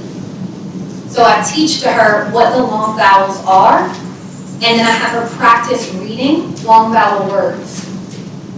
The next activity directs me to have Danica practice long vowel words in short phrases, like long rope, fly a kite, 9 bugs. And we're reviewing those long vowel words as Danica practices. The LIFT kit also directs me to record her responses so that I can make notes of any incorrect words, and that's my progress monitoring, so that I can tell how Danica is doing and if she now understands long vowel words. Do I need to stay there on that skill, or can I progress forward? My lift kit also directs me that if Danica is on long vowels, it tells me what skills she needs next. Because she missed that piece of the code, meaning that after that, she was most probably unable to access the skills that came behind it. Because she got hung up on that specific skill of decoding words that have long vowels in them. And so I know next, the lift kit directs me, after I explicitly teach long vowels through the activities given, I have to progress through vowel diagrams, diphthongs, schwa, and then multisyllabic words. I will, as a side note, tell you all that many of our students are hung up right where Danica was in 3rd, 4th, and 5th grade. And I will say in particular, a 4th grade student of this year went home at the end of 1st grade. They missed the 4th 9 weeks of 1st grade, where students are explicitly taught vowel diagrams. If they entered 2nd grade, it might have been assumed that they knew vowel diagrams, and they never maybe received explicit instruction on that skill, on that part of the code that they need to decode words. And so I will continue with my targeted, specific interventions with Danica, pulling her where I can for 5 minutes at a time, maybe while my other students are doing some independent practice and working on something, maybe during my small group time, maybe while my children are doing bell work, or if I ask her to come a few minutes, come to me right when you get off the bus, Danica, in the morning, come straight to my classroom, we're gonna work on our activities together for that day. And I'm gonna progress her through what she needs in the lift kit with those very specific interventions that she needs. So you'll see that these interventions are very intentional and targeted based on her need, and I am monitoring her progress continually. I will also ensure to support Danica throughout her core instruction when she's in class with the rest of the kids. Because now I know what Danica's need is. And I don't just say, oh, Danica's a struggling reader. I know Danica needs support in this, in long vowels. This is what she's missing.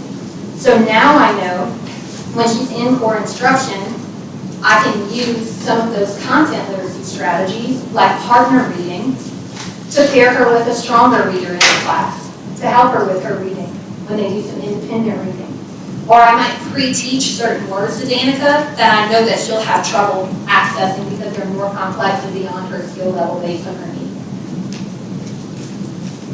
I also recognize the need to inform Danica's parents and provide them with some additional resources to help her at home. So I do that through some parent reporting. And when meeting with them, I can help them to sign Danica up for the Speak Harder Literacy program or even the READ program so that she can receive some books for her home library. So as a teacher, how I learned about that lift kit and how to use it, we are releasing a PD series on how to utilize the lift kit. We are meeting with our superintendents and elementary principals on a webinar next week to show them the lift kit and to highlight it for them. We will have ongoing webinars throughout the year for leaders, for teachers, and even for our paraprofessionals who could easily do some of these really specific activities with students as they hold them in small groups. This approach is different, I'll say, than anything we've ever done before at the department because it's for all levels of educators. Because we need everyone to know and understand how to utilize these resources to help give that targeted, individualized support that we know our students need at this point. So I will pause there before we dive into professional growth. Okay, do we have any questions from BESE members? All that information? Any questions? Here we go, Dr. Davis. So I think that this is fabulous and a very impressive effort, and I am super excited to see it. I have a question, and this relates to the science of reading training and previous conversations that we have had. So I know that ultimately our goal is, the department is investing dollars in training teachers that are currently in the classroom and providing resources for training for existing teachers, and then our hope is that our teacher preparation programs, regardless of whether or not it's an alternative path or a four-year universities, will take up the mantle so that future teachers are educated in the science of reading. So my question, it pertains to I watched the joint committee of the legislative budget committee meeting. I know I'm getting that acronym wrong, I'm sorry, but it was a bunch of legislators that are in charge of the budget and they all meet together. And there was an inspector general, I think, report that produced a great deal of consternation among them regarding the difference in education outcomes between certified teachers and uncertified teachers, with certified teachers achieving greater education outcomes than their uncertified counterparts.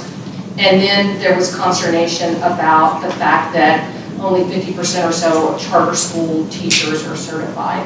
And so I guess my question is, how are we, because the science of reading is complicated and using all of these materials is complicated, how are we going to make sure that that gap does not grow?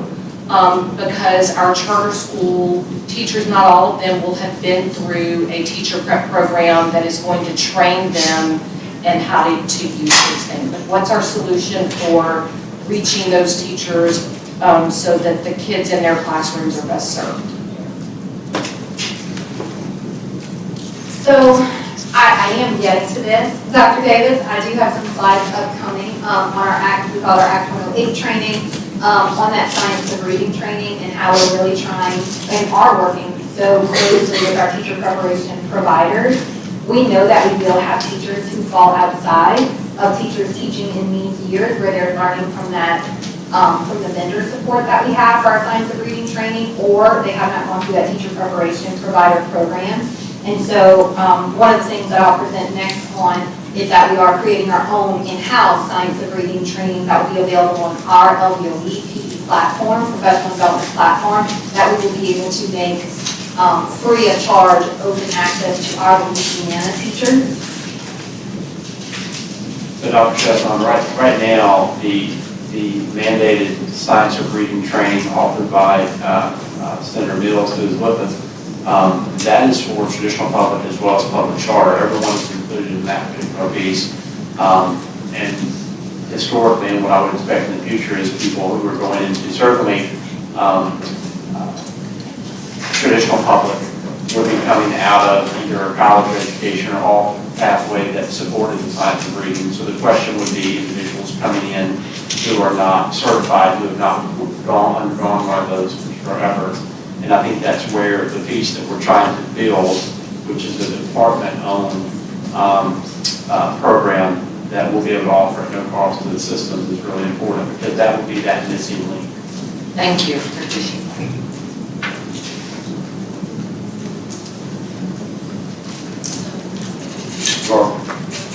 I'm sorry, Mr. Morris. Yeah, I just had a couple questions. So everybody's obviously really excited about the hard work you guys have been doing, and we're excited for our kids in particular, right? So everybody's looking for the feedback. So can you help us at this time? What should we expect? What should this board expect with regard to metrics to follow the progress? So I just throw a couple out at you: the individual literacy plans for students that are, at where they need to be. That strikes me as an interesting metric, right? How many kids are there, and then how would we reduce that number? I can keep hearing this number, about 20% of our kids display some display of dyslexia, right? So I'd be curious to get feedback on that. Is 20% the real number, or is it something else? And if it really is the real number, then what are we doing to address it? Can you help me just in general terms, what we should expect with regards to metrics that you guys plan to put in place and feedback to the board? Well, I think the most important metric always is student outcomes. And so I am looking forward to having our official state literacy indicator to get that beginning of the year, middle of the year, and end of the year data next school year. That I think is really going to be so helpful for us as a state in tracking our students' progress over time. So that is, I think, the most important metric that we have. But of course, we do have others, like the two that you just mentioned. One other metric that I'll get to in this next part of the presentation is our number of educators who have completed their science of reading training. And so I think that's going to be a really important one as well that we're focusing on, because honestly, the more educators who fulfill this really robust, comprehensive training, the better off we'll be. I just took you through a scenario that does require some one-on-one support for students. So the more people who are able to provide one-on-one support, the better. I don't think you need the science of reading training to implement the lift kit. I know that you don't. It's very simple and easy to access. I think anyone could dive into it and learn how to do it. However, having that why and that background will help, and having enough people on your campus who are armed with that knowledge will only make sure that we have some effective practices in place. For that. So we should expect the first report back when? December, is that what I heard? That's the fall reading report data. I have numbers today on educators for the science of reading program in this next portion of the presentation. But the next official report we should get back with regards to the progress is going to be December. Is that right? Yes, from our fall reading report. Okay, great. Thank you. On slide 35, the $17 million that we've allocated and $10.7 million has been spent over the last 2 years for 2,223 students. Do we have any reports on outcomes from that initiative? What slide did you say? 35. It's 35 of my end.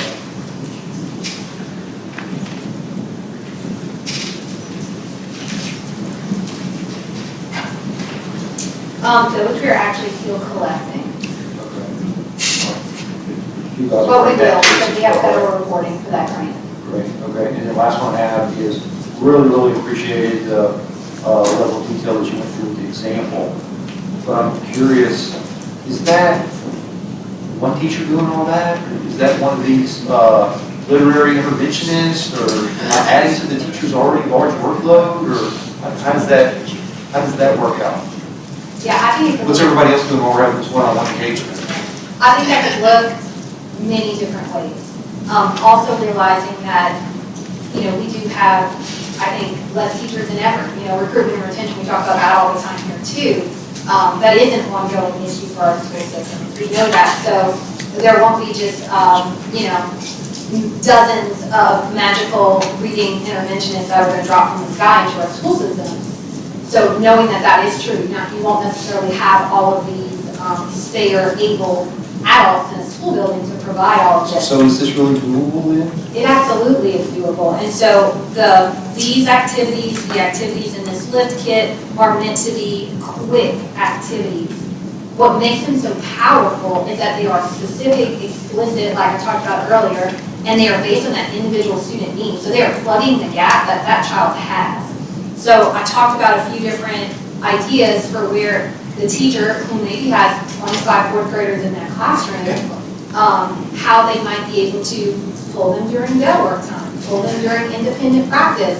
But absolutely, that's why I talked about this approach is one where all of our adults on a school campus can be used. And so even providing some training like we're about to our paraprofessionals who may have an activity and pull that child, what's important is that their teacher is able to identify what support they need so that what they're provided is not some blanket remediation program or the child just getting on a computer and receiving any type of reading instruction, but what they're provided is very specific to what they need. So that gets to my last question. How does a teacher track this on an individual basis for each student? How do I keep up with all these minute details for every student? Is there a tool for that, or how does that work? So that's what these progress monitoring sheets are for. I think it looks different depending on the school system. I've seen school systems do this with some online mechanisms and tracking depending on the system. But it could also look as simple as charting, which is something that our special education teachers have done forever, where they chart for individual students their progress towards their IEP goals. And so it could look as simple as the teacher having a binder with, we've provided materials and templates for tracking student progress over time, and they're identifying that need.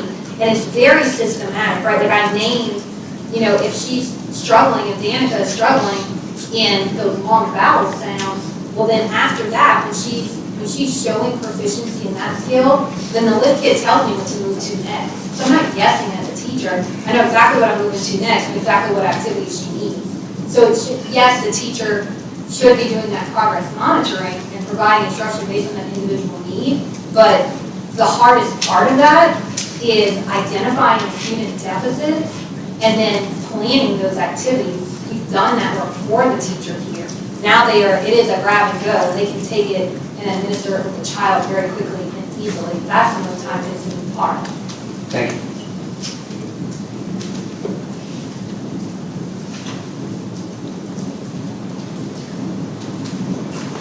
Any other questions from missing members at this time? Hearing none, let's move forward. Okay, we will move into professional growth, knowing that this is a fundamental shift. You know, I talked earlier about some of these practices that we've all done as educators through the years that we're now saying, oh, we can't do that anymore. We shouldn't tell the child to guess the word or just look at the first letter and the last letter. And so in order to arm our educators with the knowledge that they need to do this work, it is a fundamental shift for us as a state. And we are a ship, and a ship cannot turn on a dime. It is going to take time. And what takes time mostly is building the knowledge of our educators through this science of reading professional development.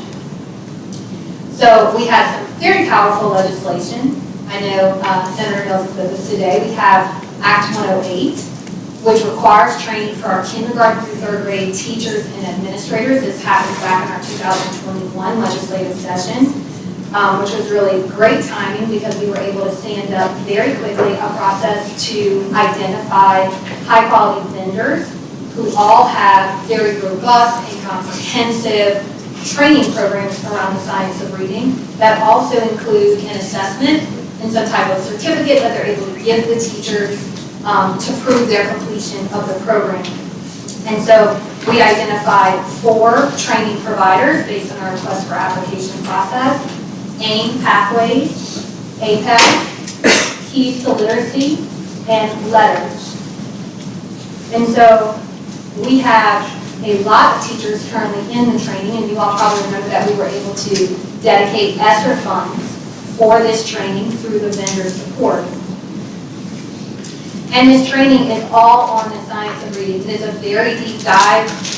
It goes even deeper into what I was able to share with you all today around what does 3Qing look like, what does science of reading look like in contrast, and what are those actual techniques and instructional strategies that we do want to see our teachers using around the science of reading. But not only that, it gives them a deeper sense of why. Why is it important?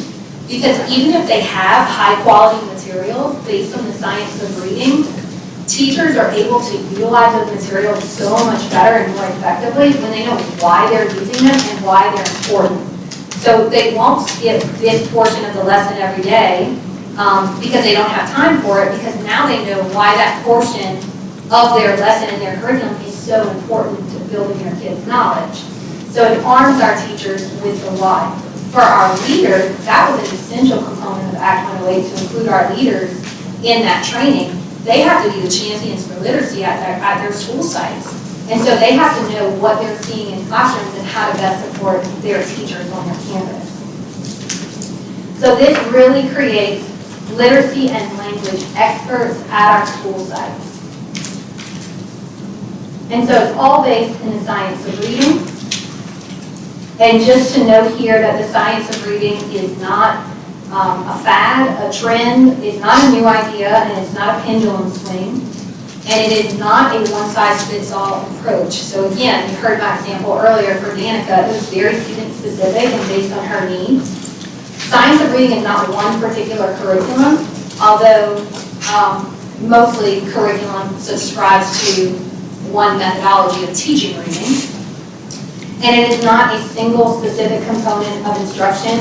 It's not just phonics. It's much more than phonics. Phonics is one component of the science of reading. And so this just highlights some folks doing their Act 108 training. St. John the Baptist Parish showcases their teachers and leaders who are trained in their local newspaper and on their social media. And St. Charles Parish is rewarding teachers and leaders for completing their Literacy Foundations training with Literacy Champion swag. So we do know at this point that all of our systems have begun their Science of Reading training. So everyone has begun to engage with the training. The legislation did ask us to collect data on completion of the training. But I will remind you that the training is lengthy and it is comprehensive. And so it does take some amount of time, some amount of months for our educators to complete. And so to begin measuring completion, we collected data from school systems. And while there are a few systems, generally individual schools, like our single-site charters, or small systems, that we maybe need to follow up with on their reporting requirements for Act 108, the vast majority of systems have reported and will continue to iterate on the data collection as the deadline for all teachers to have completed at least one course approaches. So this just provides an overview of the completion of the Science of Reading courses, and it highlights that on May 1st of this past year, 9% of teachers are reported to have completed the Science of Reading training. And we know that over the next 3 years, we have around 12,000 educators of students in grades K through 3 who will be undertaking this. I do know that we have nearly 14,000 people who are currently enrolled in the training from one of those 4 vendor providers. So we know that we have 12,000, based on our calculations and our data, K-3 teachers and leaders, yet we have nearly 14,000 enrolled. That is wonderful because it means we have people outside of kindergarten through 3rd grade enrolled in the training with the vendors. So that might be pre-K teachers. It might also be teachers in other grade levels. That might also include some system level leaders.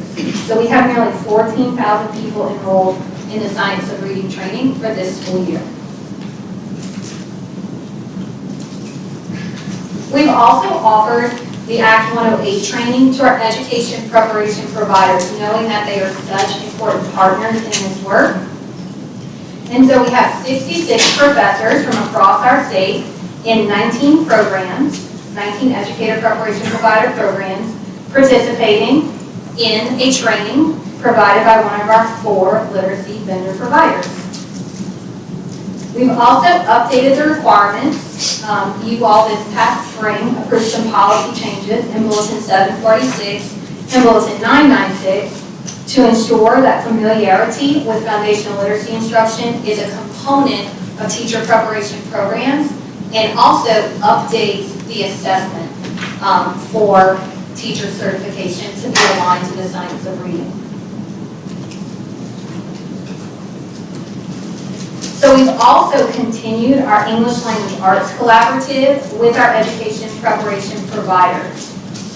So we had 28 preparation provider faculty members and K-12 ELA experts come together to create a sample outline for ELA courses in our programs.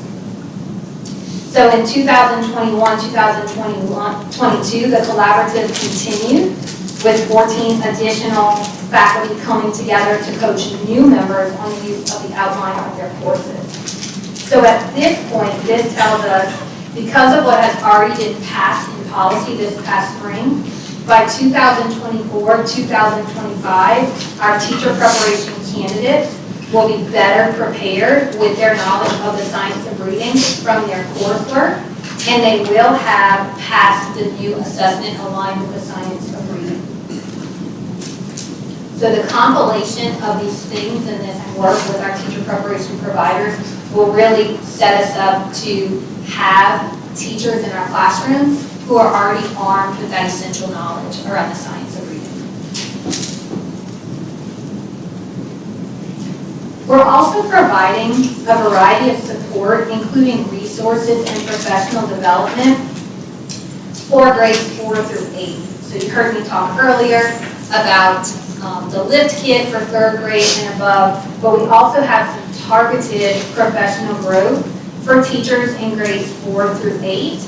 And we've created for them a special asynchronous science of reading modules for educators in those grade levels.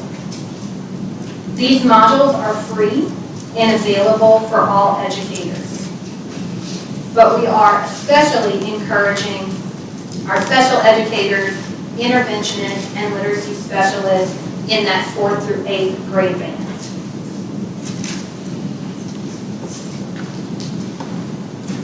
So we also recognize, to Dr. Davis's point earlier, that we will have a need for a free open access program for teachers beyond this time when we have ESSER funds to support vendor-conducted professional development. And so we have partnered with Louisiana Tech University to manage our project for developing a Foundations of Literacy program that will be free and open to all of our Louisiana educators. So this will be available really for anyone who falls outside of a teacher preparation program. Maybe they're coming here from another state and they didn't make the time for the vendor-provided training. We will always have available our own very comprehensive, high-quality science of reading training on our own professional development platform. And so we're excited about engaging in that work throughout this next year. So we also conducted a summer regional literacy tour. Our literacy professional development team embarked on a statewide literacy tour that reached every region of Louisiana this past summer. This really stemmed from requests from the field for summer professional development from our team. And so we were able to reach over 350 educators this past summer, really highlighting a lot of our resources that are in the literacy library. And we want to give a special thank you to East Baton Rouge, St. Charles, St. Tammany, Wichita, Bossier, and Calcasieu school systems for hosting professional development this past summer. We also realize that although professional development is essential to building knowledge, our educators need ongoing job embedded support each and every day to make the fundamental shifts that we've been discussing today. And so this brings us to our literacy coaching program. So our K-2 literacy coaching pilot has been a key initiative over the last several years in doing this work. During the first year of the pilot, in 2020-2021, we had 13 schools that participated in the pilot. Each of these sites had a school-level K-2 literacy coach that were provided with ongoing support, and they received that science of reading training. So if you all remember, this was funded through a $2 million appropriation through the Early Literacy State Fund to pilot a literacy coaching program. We were really able to use this pilot to action research a lot of the strategies and initiatives that you're hearing about today. In 2021, there were 253 comprehensive intervention required schools and 856 urgent intervention required for academic schools identified across Louisiana. We were able to fund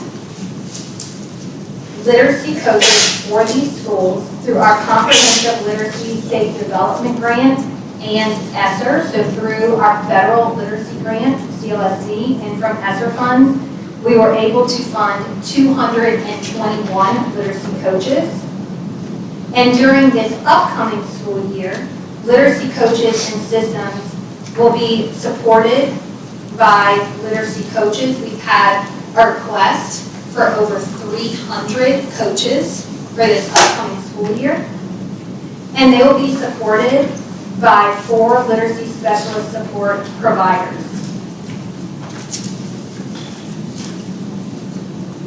We also know that our literacy coaches, most of the time we have one literacy coach per school, and it can be an isolating job.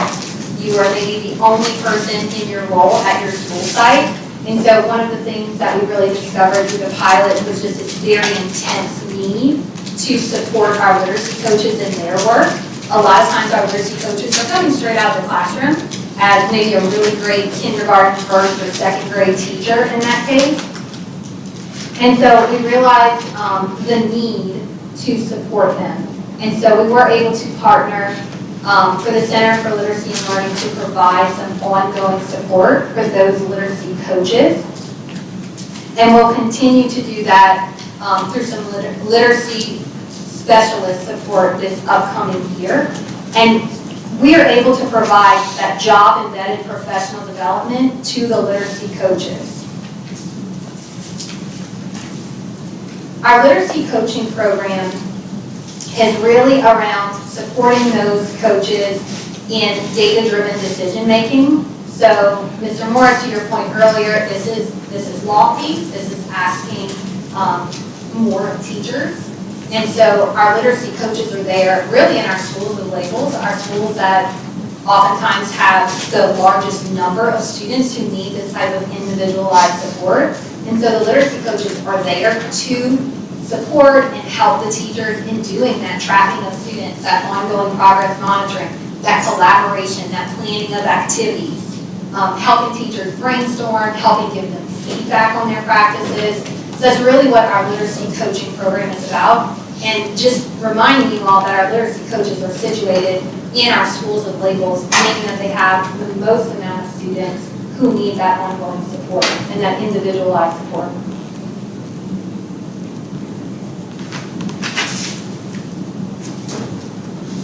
We also have expanded our content leader work, and so our content leader work has existed for a number of years now, and really just is meant to provide experts in our schools and school systems on different content areas. And so we did create a series for K-2 literacy content leaders. And participants in our K-2 literacy content leader training receive training on how to deeply understand the components of effective literacy instruction and the elements of high-quality reading curriculum. And so our K-2 literacy content leaders really lead the program equipped to support other educators on their campus with lesson planning and lesson implementation.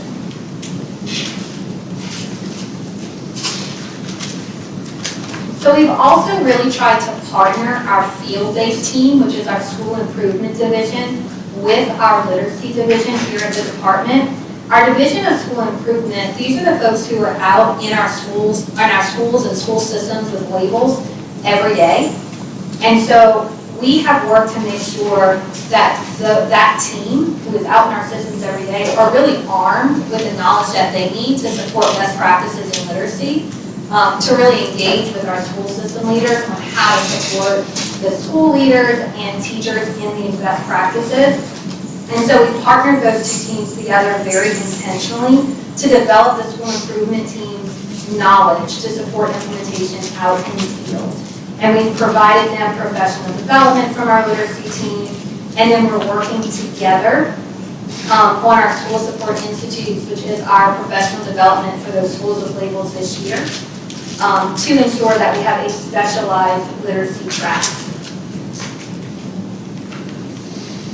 So I will pause on professional learning before we dig into our last pillar.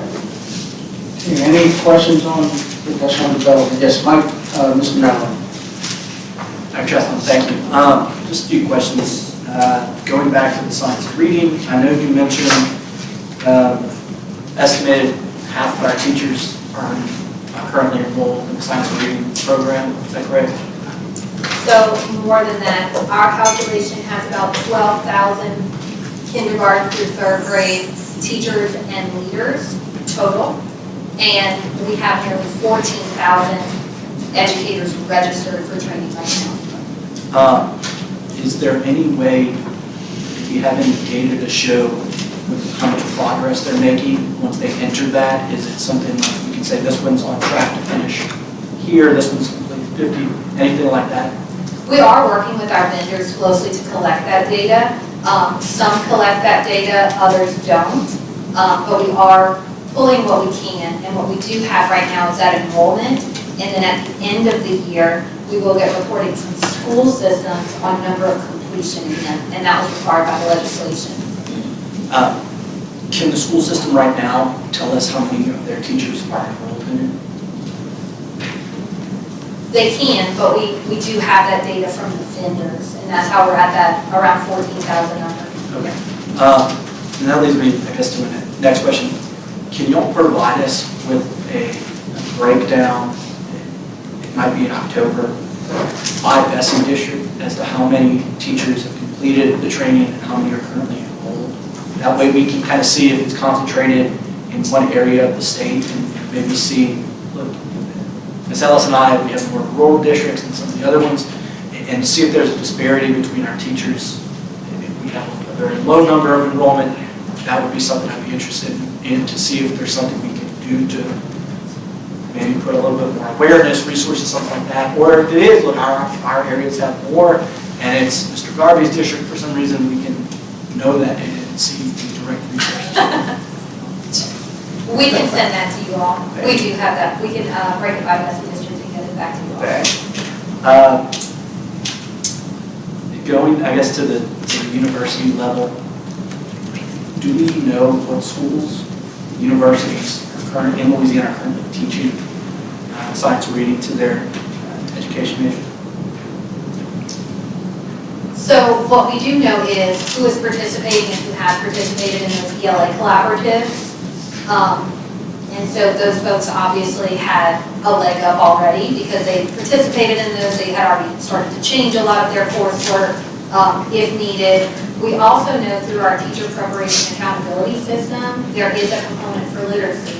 And so part of that system tells us how our teacher preparation providers are engaging with their candidates around literacy. And so, yes, we do have an idea around universities who are maybe a little further ahead in making the shifts and some that we're doing a deeper level of engagement and support. Can you share that with us? Or even if it's just an email, can you have it share? Ms. Davis? Yeah, sorry, I don't know why. Just want to let you know that because BESE is the approver of these certification programs, I believe it's every 2 years or 4 years, for the particular grade levels. That's one thing I think we should all keep in mind is we could ask those questions when you're approving those certification applications. How are you addressing this in your K through 3 certification programs or something like that? It could be contingent on those questions being answered. So it's a good note to put a pin in that we need to look at that as a board, or we're interested in seeing how programs are addressed. Switching, if we can go to slide 56.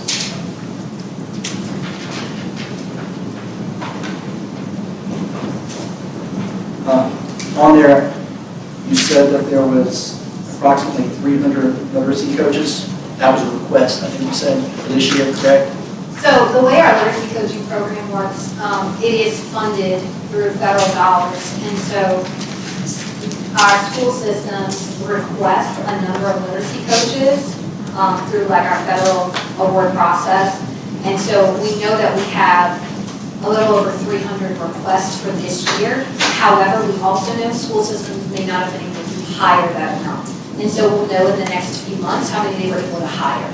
Do we know if that is, do we have any way to measure what the true need for literacy coaches is? Is it 300? Is it 600? Do we have any way of measuring or knowing that? So we've actually been asked to calculate this in a variety of ways.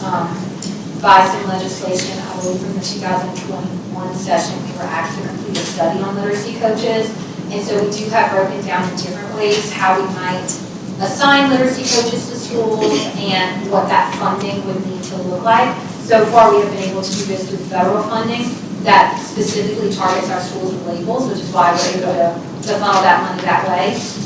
One thing we talk about in that report, if I recall, it's been a while since I read it, but one thing that we talk about is the need for literacy coaches, and there is a reason why these literacy coaches are in what I call the schools that need it the most.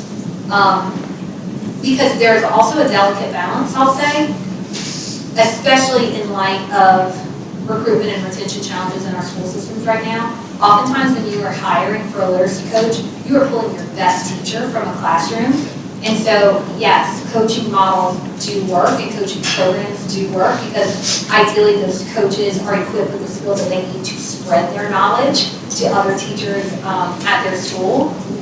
And so I think that is important for our schools who need that the most. But there probably are some amount of schools that do not need a coach in their building if their teachers are maybe equipped to do that work and can be supported in other ways that might not always look like a full-time literacy coach. And you touched on it, kind of the planning of it that the department has. Right now, it's mostly federal funding, is that correct? It sounds like y'all are developing a plan to go forward, how to increase the number of literacy coaches we have. Is there a timeline for when that plan will be developed completely, or I guess completely fleshed out? Or is there even a, hey, we're going to come up with a complete plan, or is it just a piece of work? So that's something that we've worked on with our Early Literacy Commission over the last several years, is that ask really like, what kind of ask do we need, perhaps of state general fund to sustain this program? Because yes, these federal CLSD funds are only for the next several years. But we've also engaged with our school systems around the sustainability of this. So I like to say that ideally coaches are working themselves out of a job, right? They are coaching capacity, but we also know that there are new teachers all the time. Folks leave the teaching profession. Maybe you have an uncertified teacher in that kindergarten classroom. So there will always be some amount of need for coaches.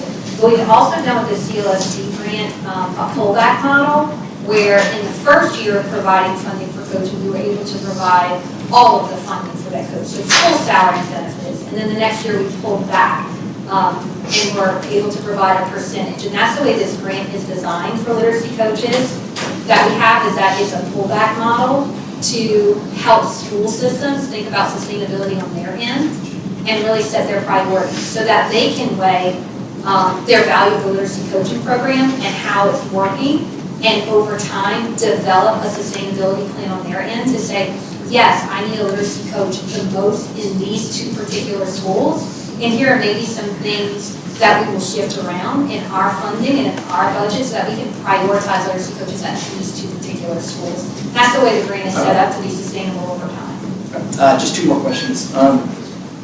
You mentioned briefly that there's 4 literacy specialist support providers. Can you give me a little bit more detail? What is that? Is that a national vendor? What? Just a little details. So we again opened a request for application process for vendor support. So these are vendors who are in school systems are able to select from that vendor list. And we were able to allocate some Essa funding, I believe, for school systems to partner with these vendors to provide direct support to their literacy coaches. So this is like on-the-ground support for these literacy specialists to go in, conduct some observations and feedback visits to help them plan for their teacher collaboration. So it's on-the-ground support for those literacy coaches provided by these vendors. Okay. And then last question is, how are the literacy coaches reporting their efforts, whether it's to the local systems or to the state? That way we can kind of get a gauge on what impact they're having. So we do collect some amount of data from our literacy coaches. You'll see at the end of the presentation today, we do collect how many site visits. But also in engaging with them, we have a monthly community of practice that all the literacy coaches throughout the state are able to get on to share those best practices with each other. And so that's what we're able to do to really build that knowledge and share. Is there any, and I know we have to scrub the data, but is there any way we can look and say, look, these 10 students, very simplified example, these 10 students at this school engaged with a literacy coach. This was their score in 3rd grade. This was their score after a year in 4th grade. And I know tomorrow we're going to get into some other type of literacy issues as well. I think that would maybe pair. Is there any thought given to that, or is there a way to do that? that way we can see really the true impact of these coaches? Yes, so we are tracking our schools with labels for two different reasons. So we have our literacy coach support in these schools. These are schools with labels, and at the same time, we have our school improvement specialists, which is our field-based team, which is why it's so important for these teams to work really closely together. So they're also providing that boots on the ground support to that school system and these schools with labels. And so we are tracking those schools, and we have seen a large percentage of them grow this past year in their lead data. I believe it's over 70% of those schools were able to grow in their lead data this past year. And so I think that's a compilation of the literacy coaching support and that school improvement support targeted for the schools with labels. And if you have it, can you all share that, can the department share that data with us? Just so I can come see kind of what impact. I appreciate it. Thank you. Dr. Bovee? Thank you. I stepped out for a minute, so I might have missed this part. I know you did reference that the training can be lengthy. I've started to get some feedback from the field and don't myself know exactly how lengthy it is, so I'm curious to hear that from you. It depends on the vendor. I do know it can take from 1 to 2 years, depending on the vendor. In particular, letters will take up to 2 years of training. Hours-wise, I believe we're looking over 40 hours. Yeah, 50 to 80 hours, depending on the vendor. The vendor that we use is 56 modules, so you can equate that to at least an hour per module and then work, subsequent to that as well. And how is it being delivered? Like, is it webinars that people join on their own time, or are they professional development days? It's usually variety. That's up to the local level to decide. But a lot of it is depending on the vendor, because remember, locals got to choose between those 4 vendors and what fit them the best. And so we're seeing a compilation of both. All of them have some amount of asynchronous modules where teachers can engage on their own time. And then certainly some systems are working into their professional development days or maybe their job embedded teacher collaboration time during the day. So we're seeing a variety across the state, but there is some amount of, I'll call it independent study time, like independent reading or watching videos, some asynchronous modules for teachers to work through as well. Okay, so I would encourage all of us, and I think that's the board and the Department of Education as well, is to continue to communicate the why, because I think in the midst of the 50 to 80 hours, people might lose track of the why, and continue to encourage. So I appreciate the example you gave of the school district who's honoring individuals as they get to completion, and I think we need to do more of that and also continue to remind individuals of the why. So I think it's important. I'm not asking the question because I think we have to go back and do anything differently, but other than communicating the why and making sure that people understand that, because I think like legislation gets passed, these debates occur across the street, but that doesn't necessarily filter back to the schools, and there's been a gap in time between when the legislation was passed and when people are actually experiencing it and it's changing their own schedule and those types of things. Kevin, we need you to put in your password, please. I will just comment, since I have a moment to talk about that. We've had several really meaningful pieces of literacy legislation and then subsequent policy to pass over the last 2 years. Act 108 to me, though, just stands out as something that I am sure, I am very confident will have a huge impact for our students, really for decades to come. And so I know it's easy for me to say that and then ask an educator to complete 80 hours of their training. But I will say, I have heard the same, Dr. Bovee, that it is long. It is asking a lot of our educators who already have a very full plate. I've heard an equal amount of educators who are finding the training so valuable and are able to implement those changes in their practices. Any other questions? Yes, Ms. Bocek.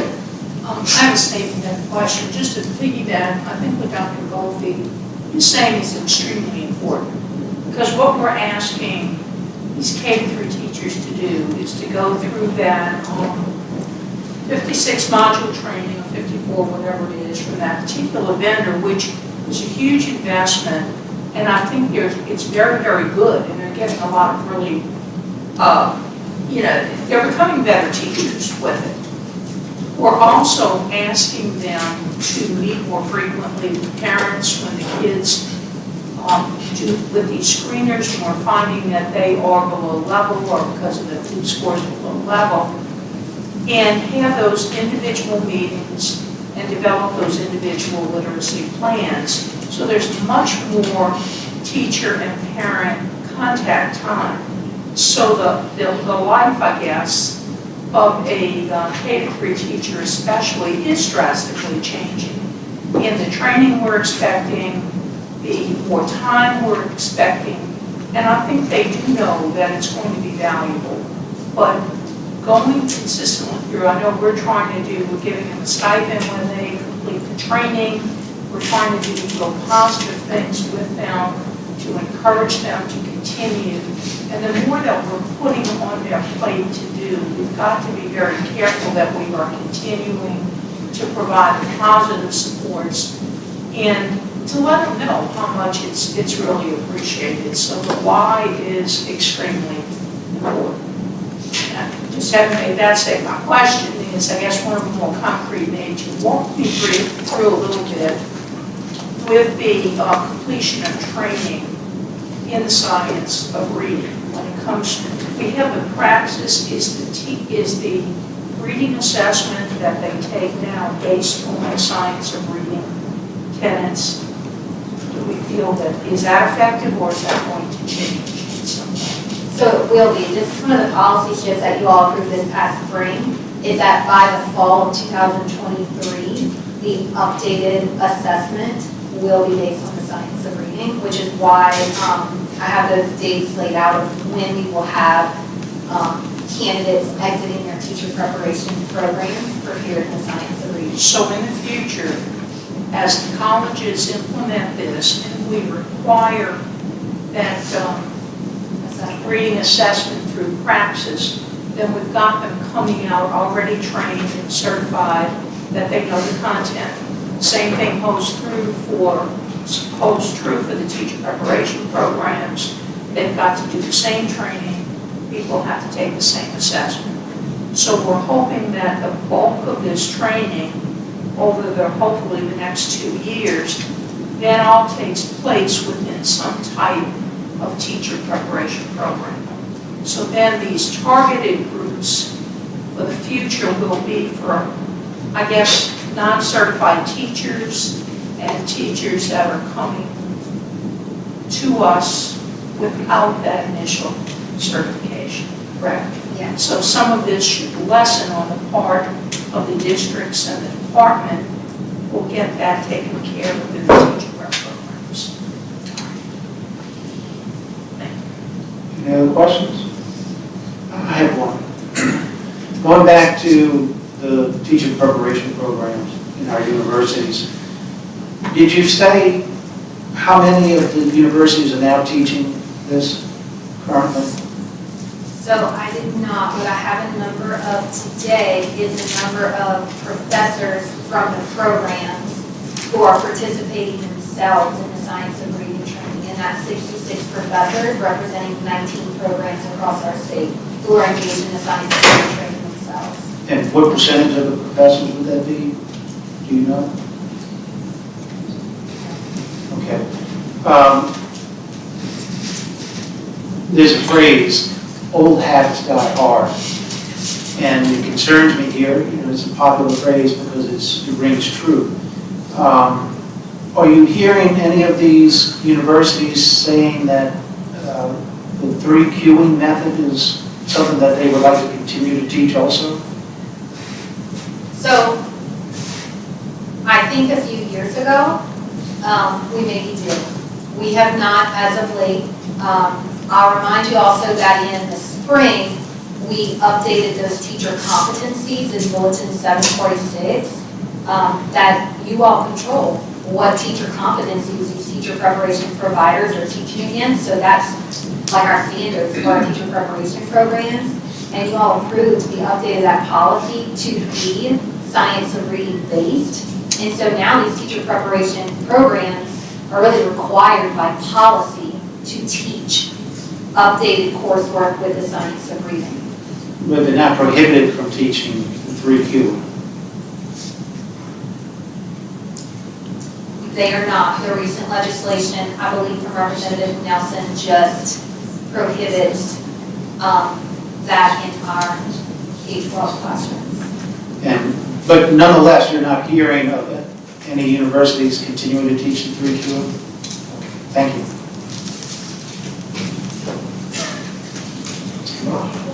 Nice to see you. Ms. Bocek. Well, just piggybacking on your statement, and Dr. Chase on yours, I know we already approved all teacher prep programs must incorporate that in teaching. So why would we assume that the colleges and universities are teaching the science of reading as well now as on with the alternate certification programs? I would think that would be a logical extension of putting it into the policy for an approved teacher prep program. Yeah, I'll also just add that it's in the policy, and it's also, I'll say the support mechanism for these teacher preparation providers are those ELA collaboratives, as we call them, when we pair together K-12 literacy experts and our teacher from our school systems and our teacher preparation providers who really have this vested interest together in making sure that we are graduating from those prepared candidates for our classrooms. So when we pair them together in these ELA collaboratives, they are reading through syllabi, they are looking through the coursework and helping each other make those necessary updates. So not only is there a policy, but there's also that support measure in place for our providers as they make their updates. And if the praxis test next fall will incorporate that, if they don't take it, possibly the candidates will not pass the reading assessment, correct?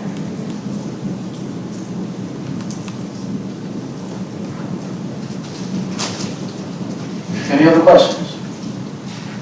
Okay, let's continue. Okay, we are moving on to our last pillar, which is around engaging families. Just understanding the importance of parent and family engagement and making sure that we are really honing in on those key components of the family engagement structure, which is bringing awareness to that engagement, constructing platforms that ignite engagement, meaningfully engaging our stakeholders, and then cultivating engagement that energizes learning success. We do know that 16 of our LEAs have reported on their family engagement, reaching over 2,000 parents across Louisiana.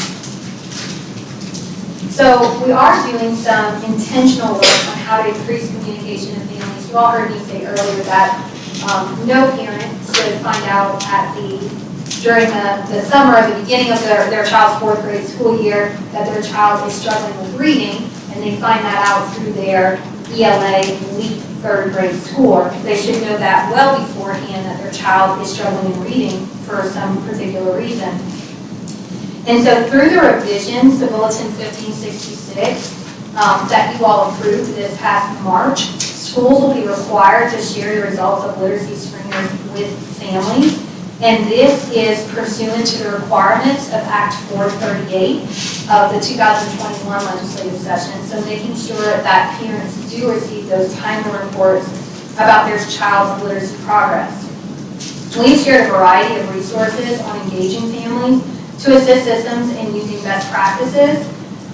These include literacy activities that can be done by age, as well as literacy grab and goes, which are just simple activities that can be done at home. We also have seen many school systems host family literacy workshops that model for families how to implement various literacy strategies well based on the science of reading. And we as a department will begin hosting some of these workshops for families throughout the state this upcoming school year. So this is just highlighting that we did engage with a family literacy engagement work group to develop a comprehensive guide of strategies and activities to promote family engagement. So this next slide highlights the READ program, and this is in response to Act 395 of this past year's legislative session, where there's a $5 million state appropriation to fund this support and disseminate books for pre-K through 5th grade students who score below grade level. And they will be eligible to receive 3 books per quarter for their home library. And also this includes online support materials to assist families in developing their child's literacy skills. So just to let you all know that this is coming this school year, and we are working with our team here at the department and with the Office of State Procurement to implement this program this school year. So we are excited about the READ program and being able to provide books for children who are struggling readers. Also coming this fall, looking ahead, our Louisiana Literacy website will launch in the next few months to provide educators and families access to literacy resources. We now have over 200 literacy resources available on our website, created by our literacy team and a small group of teacher leader advisors across the state that we have made over the past 2 years. And so this becomes a very long list just to find on our literacy library on our website for folks to read through. And so we are looking forward to launching our Louisiana Literacy website and also a comprehensive marketing campaign like I talked about earlier. You know, Dr. Bofi, you were asking, how do our kids know about these activity cards? Well, hopefully they know, but maybe they don't all know yet. And so what can we do to better let educators and families know about the resources that we have available now? And so we'll be engaging in that work over the next few months. Now we are to the point we've spent 2 years really action researching, field testing, developing these amazing resources like the ones I've shown off here today. And the next step is really about publicizing and letting everyone know about them so that they're able to use them. So we've also seen at the same time school systems across the state really engage in this work and dive deeply into it. So I just wanted to highlight for you all today, just in time for back to school, the Rapides Parish School System revealed a new addition to their literacy initiative, which is Reading Revival Camps. And so they have created buses that say Reading Revival on them to take across their parish to host Reading Revival camps so that they can educate their families on what are the best practices in supporting their children at home and hand out books for their students. And so this is really exciting. They have this amazing bus to take across their school system. So we are seeing an increase in family engagement, really led by our school systems across the state. So I will forge ahead into funding, but I'll pause briefly if anyone has any questions around family engagement. Dr. Bofi. So in thinking about the way that people consume information these days, LPB has a really great program where they push information out based on text messages or at your child's specific age. And so as a mother of a young child who tries to keep up with her child, I don't really go and spend much time on websites, but if there's a quick text that says, hey, try this with your child, I think the likelihood of me doing that is a lot greater. That's the thing about children, you don't have a lot of time, to choose between what resources. So I would just encourage you guys that if you're not familiar with it, that it's a great way to get information out. Mr. Miller. Is there a point person at the department over this, like parent engagement? For parent engagement, yes, we do have one person identified as our lead for family engagement. Thank you. Any other questions? I have one.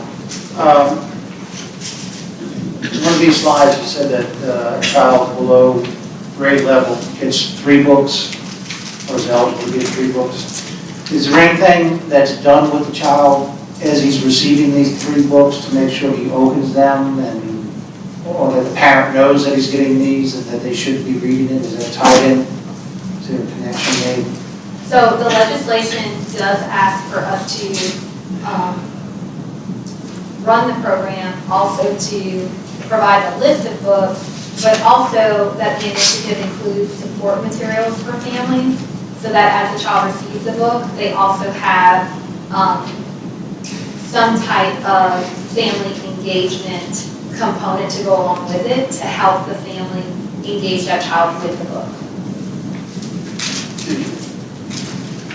And so what kind of engagement is happening or is going to happen?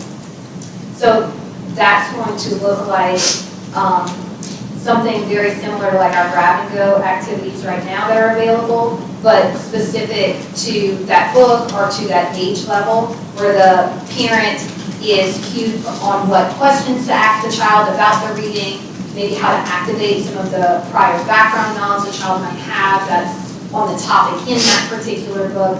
Really just how a family could appropriately engage with a child around that book that they're reading. And is that sent to the parent by email or?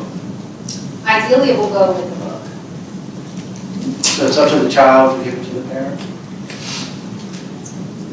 It's mailed to their home. Mail to them, okay, great, thank you. Any other questions? No? Okay, please continue. We will talk next about funding for our literacy improvement efforts. And so we have rated a variety of funding sources to drive all these efforts that I've highlighted today. Y'all have heard me talk about the Comprehensive Literacy State Development Grant. These are actually 2 separate grants that we were awarded in 2 different years. And so our 2019 grant, 5 years totaling $20 million expended by July 2025. And so you can see that we also have a 2020 grant, 5 years totaling $42.3 million that must be expended by July of 2026. And so these 2 federal grants have helped to fund our literacy initiatives. Also, I mentioned earlier our Education Stabilization Fund Rethinking Education Model, which is our real grant, which is what I refer to as that small-scale tutoring project that we've engaged in over the last 2 years, with a good portion of that funding going to devices, but then some for the tutoring. And then, of course, our Elementary and Secondary School Emergency Relief Fund, also known as Essa, and you can see quite a bit of Essa funding has been dedicated to our literacy initiatives, including nearly $8 million for our literacy foundations training, $5 million for those literacy specialists to support our literacy coaches in their schools, $5 million for our own Louisiana Science of Reading professional development, and then $40 million for the Steve Carter Literacy Tutoring Program that will kick off this fall. Also, here, the Governor's Emergency Education Relief Fund, $1 million of that has been dedicated to provide literacy loss professional development for kindergarten through high school teachers. So this helps to fund a lot of our professional development efforts across the state. And then, of course, you all just heard about the READ program and the $5 million state appropriation to provide pre-K through 5th grade students books who are below reading level. So I also wanted to highlight today how we engage with a variety of stakeholders across the nation. So our literacy team is, they actively participate in the Excellent Ed Early Literacy Cohort, where they have opportunities to collaborate with other states across the country. And so just to call out specifically, I know Mr. Miller, you asked earlier about Tennessee. We do collaborate often with Tennessee. They are actually a part of this Excellent Ed group with us. So we collaborate with them here. I know the chief academic officer in Tennessee by name, so we do talk with them very often, and I can tell you a lot of our improvement efforts are very similar to Tennessee around accelerated learning and best practices for school improvement and their literacy efforts. And so we work alongside Mississippi, Florida, Tennessee, Texas, and several other states who are part of this Excellent Ed Early Literacy Cohort, all engaging in very similar work around literacy improvements in their state. Everyone is just among the states maybe at a different part of their implementation, a different stage in their journey of literacy, but it's a really great cohort to be a part of. We also have provided presentations for national and state organizations around our literacy work, including ASCD, Learning Forward, the Louisiana Reading League, and the Louisiana Reading Association. We also have been asked by our federal government grant partners to share our resources with other states, so other CLST grant recipients have come to learn from us, including an in-person visit even from Wyoming leaders who came to learn more about our literacy improvement work here in Louisiana. This is just a look at Louisiana literacy by the numbers, some of our work. This is just from this past school year, 2021-2022. We posted over 200 literacy resources that are housed in our literacy library on our website, including a lot of the materials that I highlighted here today. That includes those fire lessons, the lift kit, the specific interventions, over 2,000 support visits to over 300 schools and 104 school systems. So this includes visits from our literacy coaching partnership for the Center for Literacy and Learning and our own literacy team out in the field doing those in-person support visits. We've had over 13,000 educators impacted through literacy professional development opportunities last school year, and over $50 million of funding allocated to literacy through those funding sources that I just reviewed. So I think you've seen that there's been a substantial amount of work, and I think a substantial amount of shifts in classrooms across the state. We have seen educators, whether it's superintendents, teachers, principals, chief academic officers, really embrace this literacy improvement work.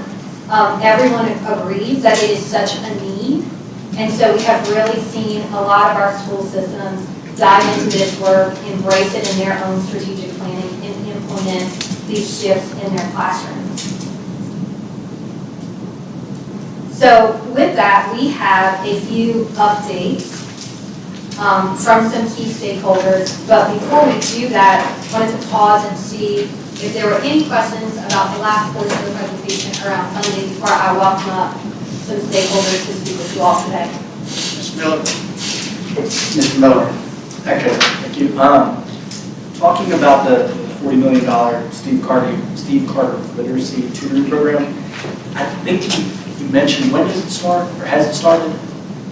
October. It starts this fall. Okay. We're collecting that beginning of the year data right now for the criteria for eligible children. That was my next question. What is the criteria? Do you know what it's going to be?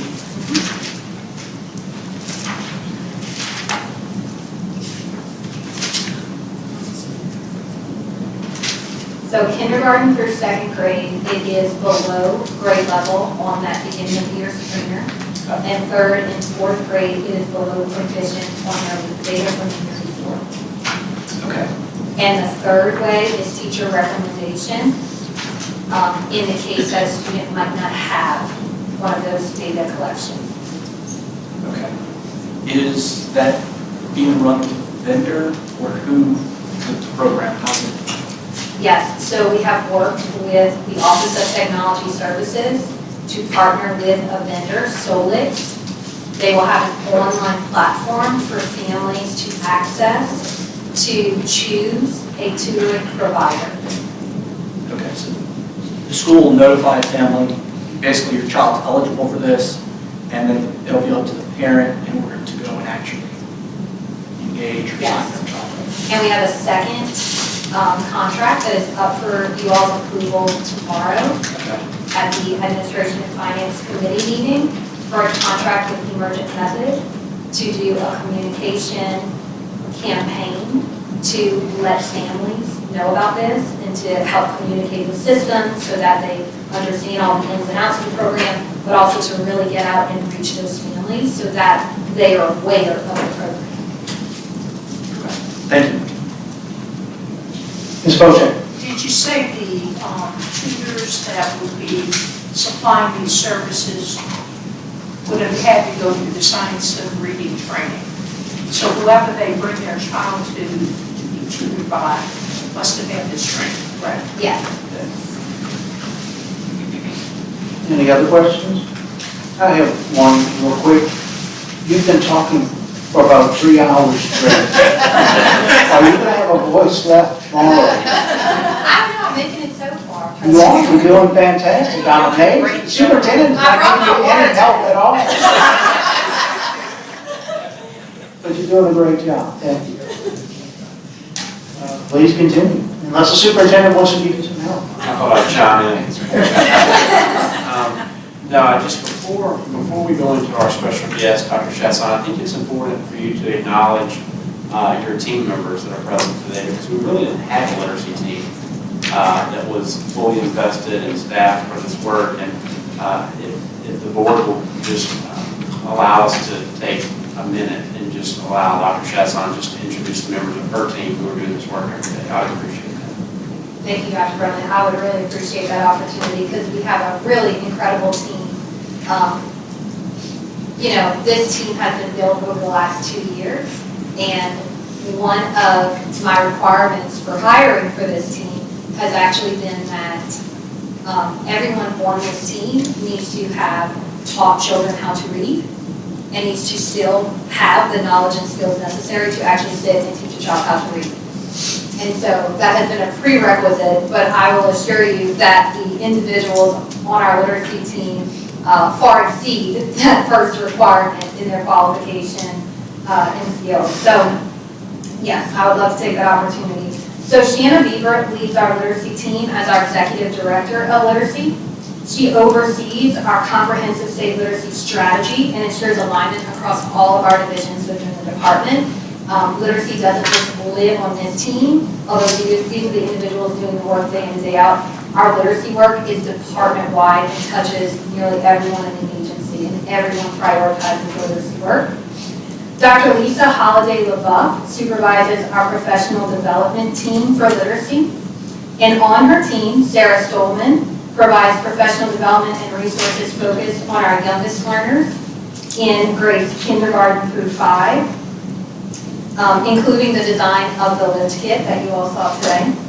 Natalie Cleaver provides professional development and resources for our middle and high school teachers, including ways to integrate literacy practices across all content areas. Jessica Bean is a part-time employee who works behind the scenes to prepare our resources for publication and make sure we're getting those just right. And she also facilitates a work group of school librarians to engage those important stakeholders in all of our literacy work. Dr. Phaedra Early supervises our literacy coaching team. This group focuses on providing literacy support to all of our instructional leaders across the state. Natalie Chesser is one of our literacy coaching specialists. She, along with one current vacant position, will be field-based and spend time with our literacy coaching partners in the field. And Holly Manson manages our literacy tutoring program. She is the project director of the REAL and Steve Carter Literacy Tutoring Programs.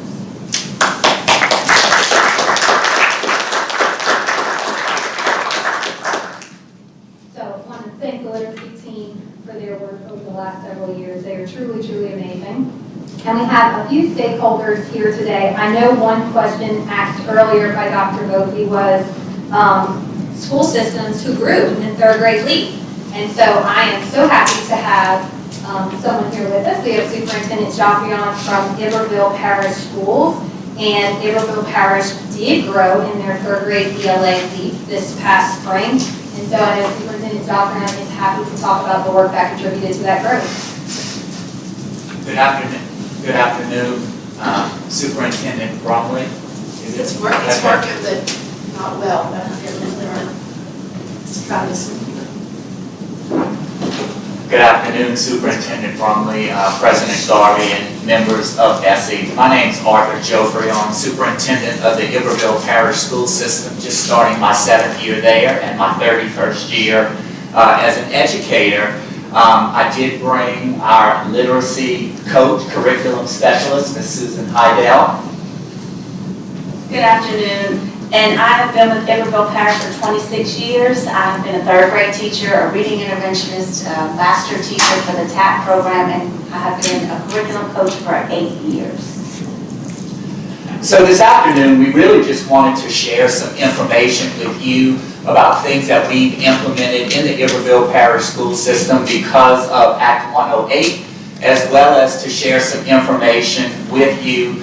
I've been fortunate enough to serve on the Early Literacy Commission since its inception, which was mandated by law, something that I pride myself on. So even prior to Act 108 in the Iberville Parish School System, we determined that there was a huge need and a lack of training on our teachers' part, especially those coming out of college, not prepared to actually teach the fundamentals of how to read.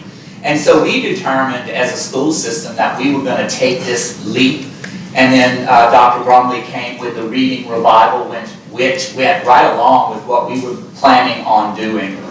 So we chose letters as our provider. We were very fortunate to receive the Essa's dollars, which is paying for the professional development.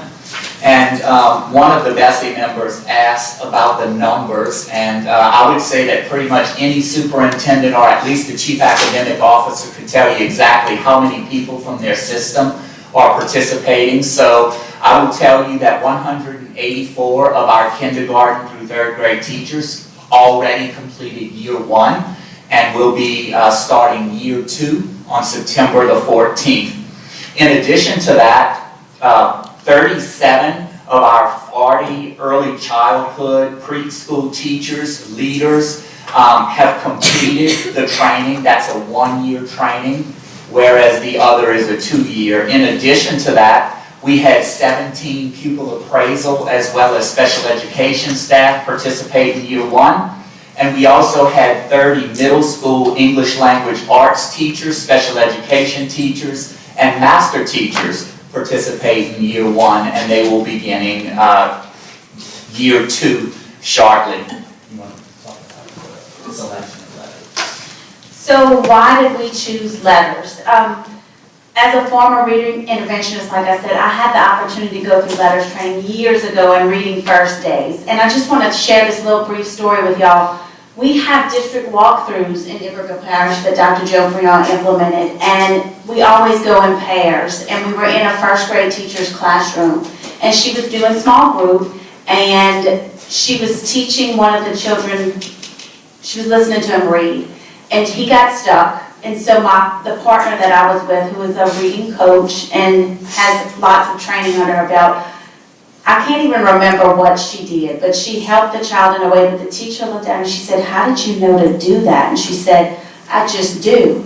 And we walked out of the room and I said, "No, you don't just know how to do that." I said, "You have had lots of training. We've had letters training, we've had this, we've had that." And I said, we looked at each other and we said, our teachers need letters training. And it was right when this act came about and we were able to implement it. And I've never been so excited in all my life.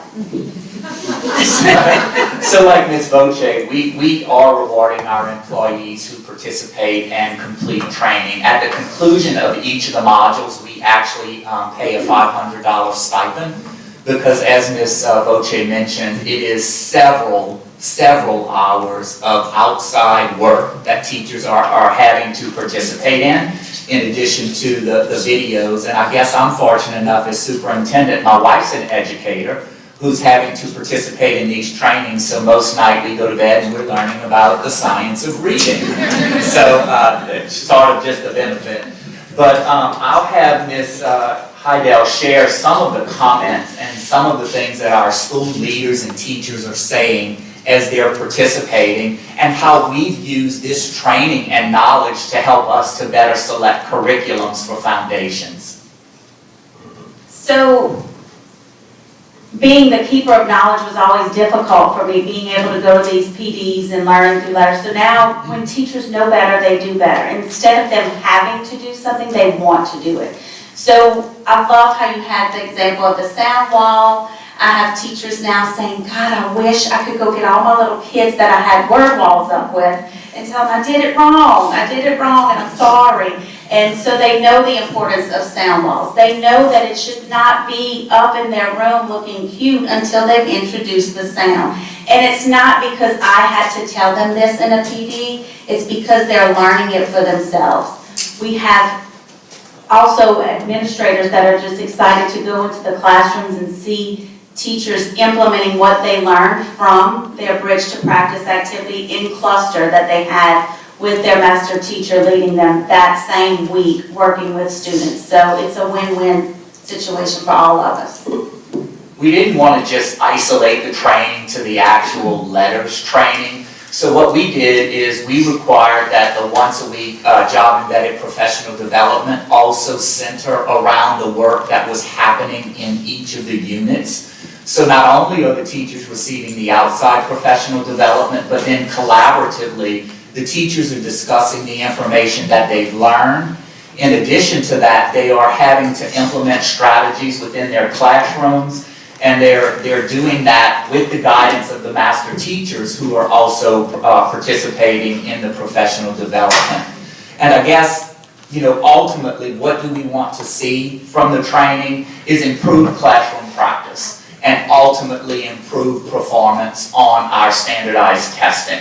So in addition to the fact that we are addressing learning loss, one of the things that we do give some of the credit for our increased scores on mastery and higher in the third grade area is because our teachers are participating in this very valuable professional development.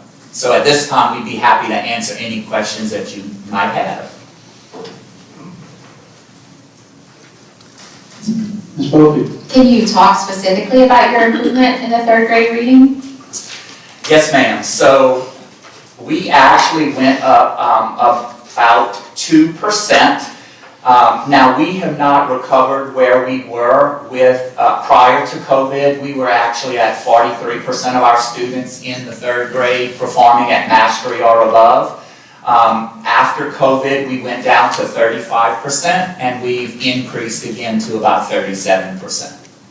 Okay. And you attribute it to the training that your teachers are doing? I attribute it to several things, but one of the things that we know that has been key for our school system, and you really hear it when teachers are talking. So of course, before it became, we have to do this training, we have to do this training, and then the language began to shift. I understand why this curriculum makes us teach it in this sequence. I now understand why we have to ensure that we're doing such and such. And when principals are starting to use that language and teachers are starting to use that language, we know that the training is making a difference. Okay. Dr. Chasson, are they ahead in terms of the training for their teachers compared to the state? Yes, they are, because they began their training right away. Okay.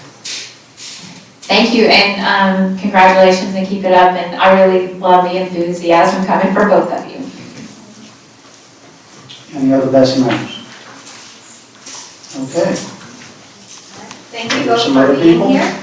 We appreciate it. The next individual who we asked to speak today is Heather Brooks. She is a principal in Claiborne Parish, and Ms. Brooks is actually the 2023 Louisiana Elementary School Principal of the Year.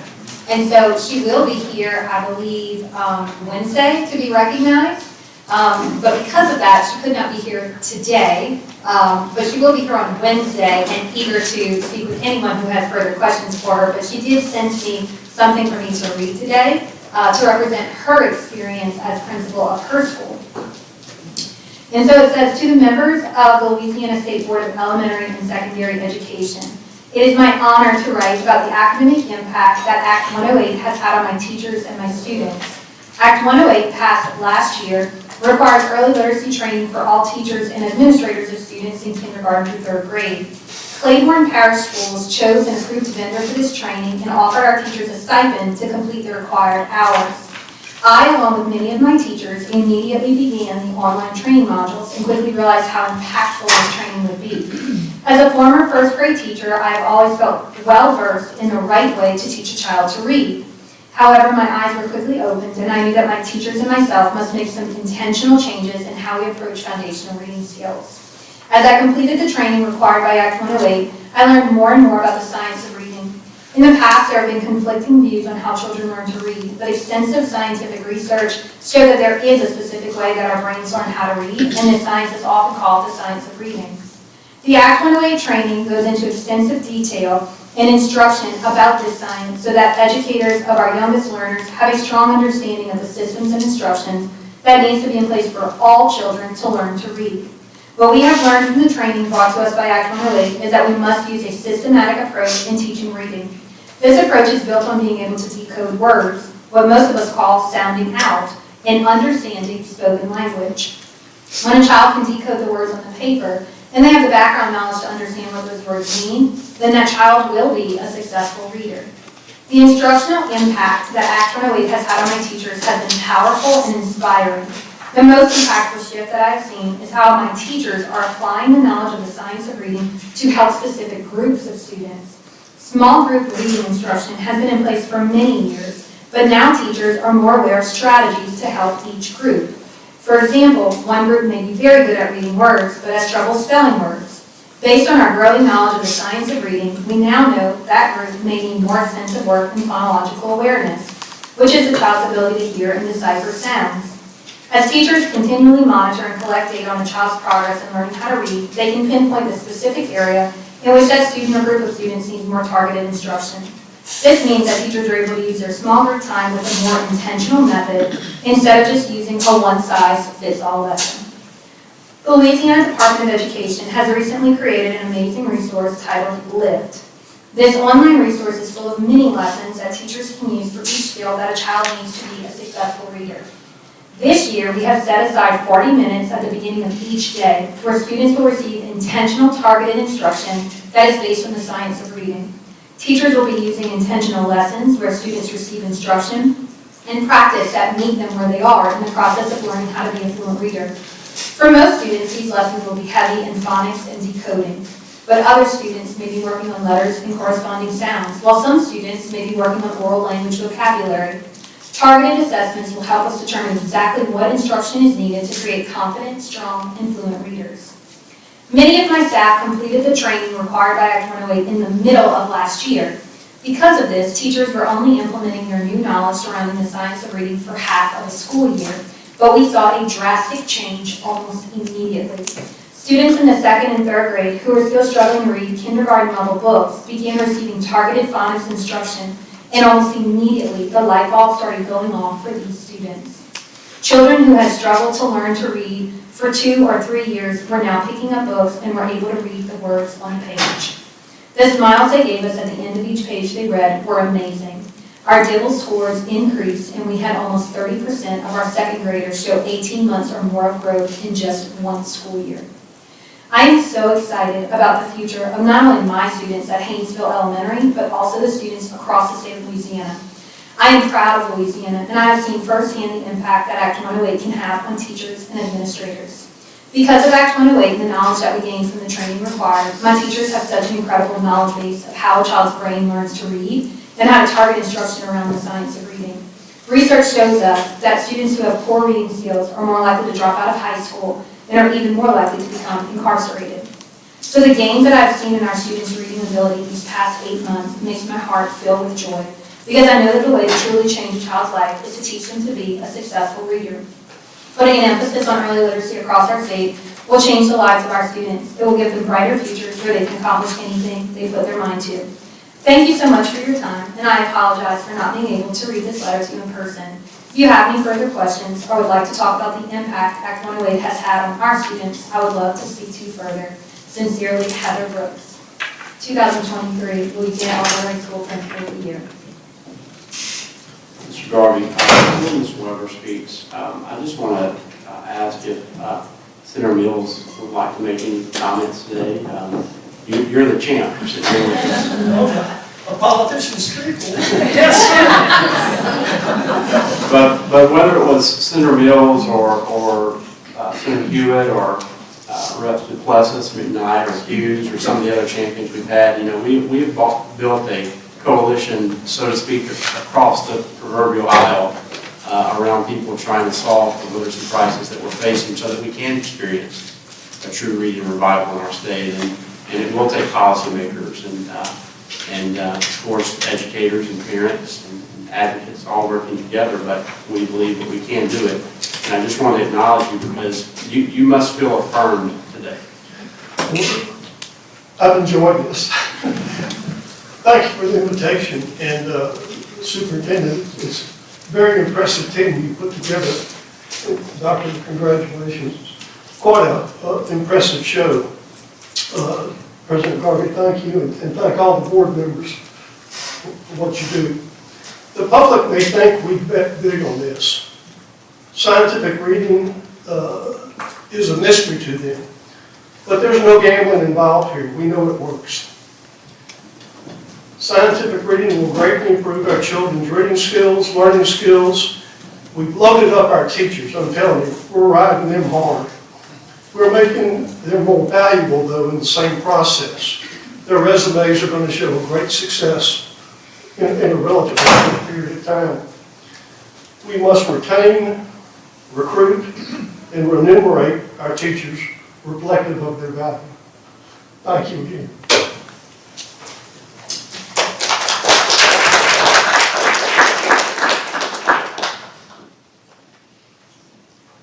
So I'll next turn over another update from a stakeholder. We have Ms. Ada Weber here today, who is another wonderful champion for literacy here in our state, and she's a literacy coach leader in St. Charles Parish.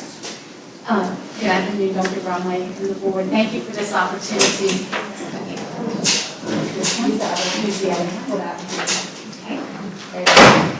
Thank you so much for the opportunity to come today. Now, I'll just continue this great segue into the work that's happening for our students across the state and Louisiana. This is my 31st year as an educator, 28 years starting for the state of Louisiana. I'm a former special educator, literacy interventionist, literacy coach, curriculum and facilitator support person, and now in our district I serve in the role of a literacy coach leader. And I will say in the state of Louisiana, historically, we have had legislation that has embarked upon the science of reading. Ironically, in my desk drawer was our comprehensive literacy plan from 2011. We did years ago, we did train teachers in reading first with Louisa Moats Letters Foundation, which is the science of reading, and we did go out into districts and we trained those teachers, and but we fell short. One reason that I think we fell short and that we did not sustain those practices that we knew then was the reading science is this team here behind us and the leadership of our current state superintendent. We have had great literacy leaders in the past in our state, but we've not had a collective literacy division. And so I have to definitely applaud the efforts of an intentional and deliberate focus in the K-2 area, because we know that if we can get this right at the origin of a student learning their foundation of reading, that we will change those numbers that you've talked about all afternoon. So I definitely applaud those efforts. And I'll tell you a little in our district how we've brought Act 108. Actually, simultaneously, our district literacy leadership, we had been doing some critical work, re-evaluating our literacy in our district. We were a district that was using core instruction based on reading science. However, our intervention was based on balanced literacy. And we did that for many years.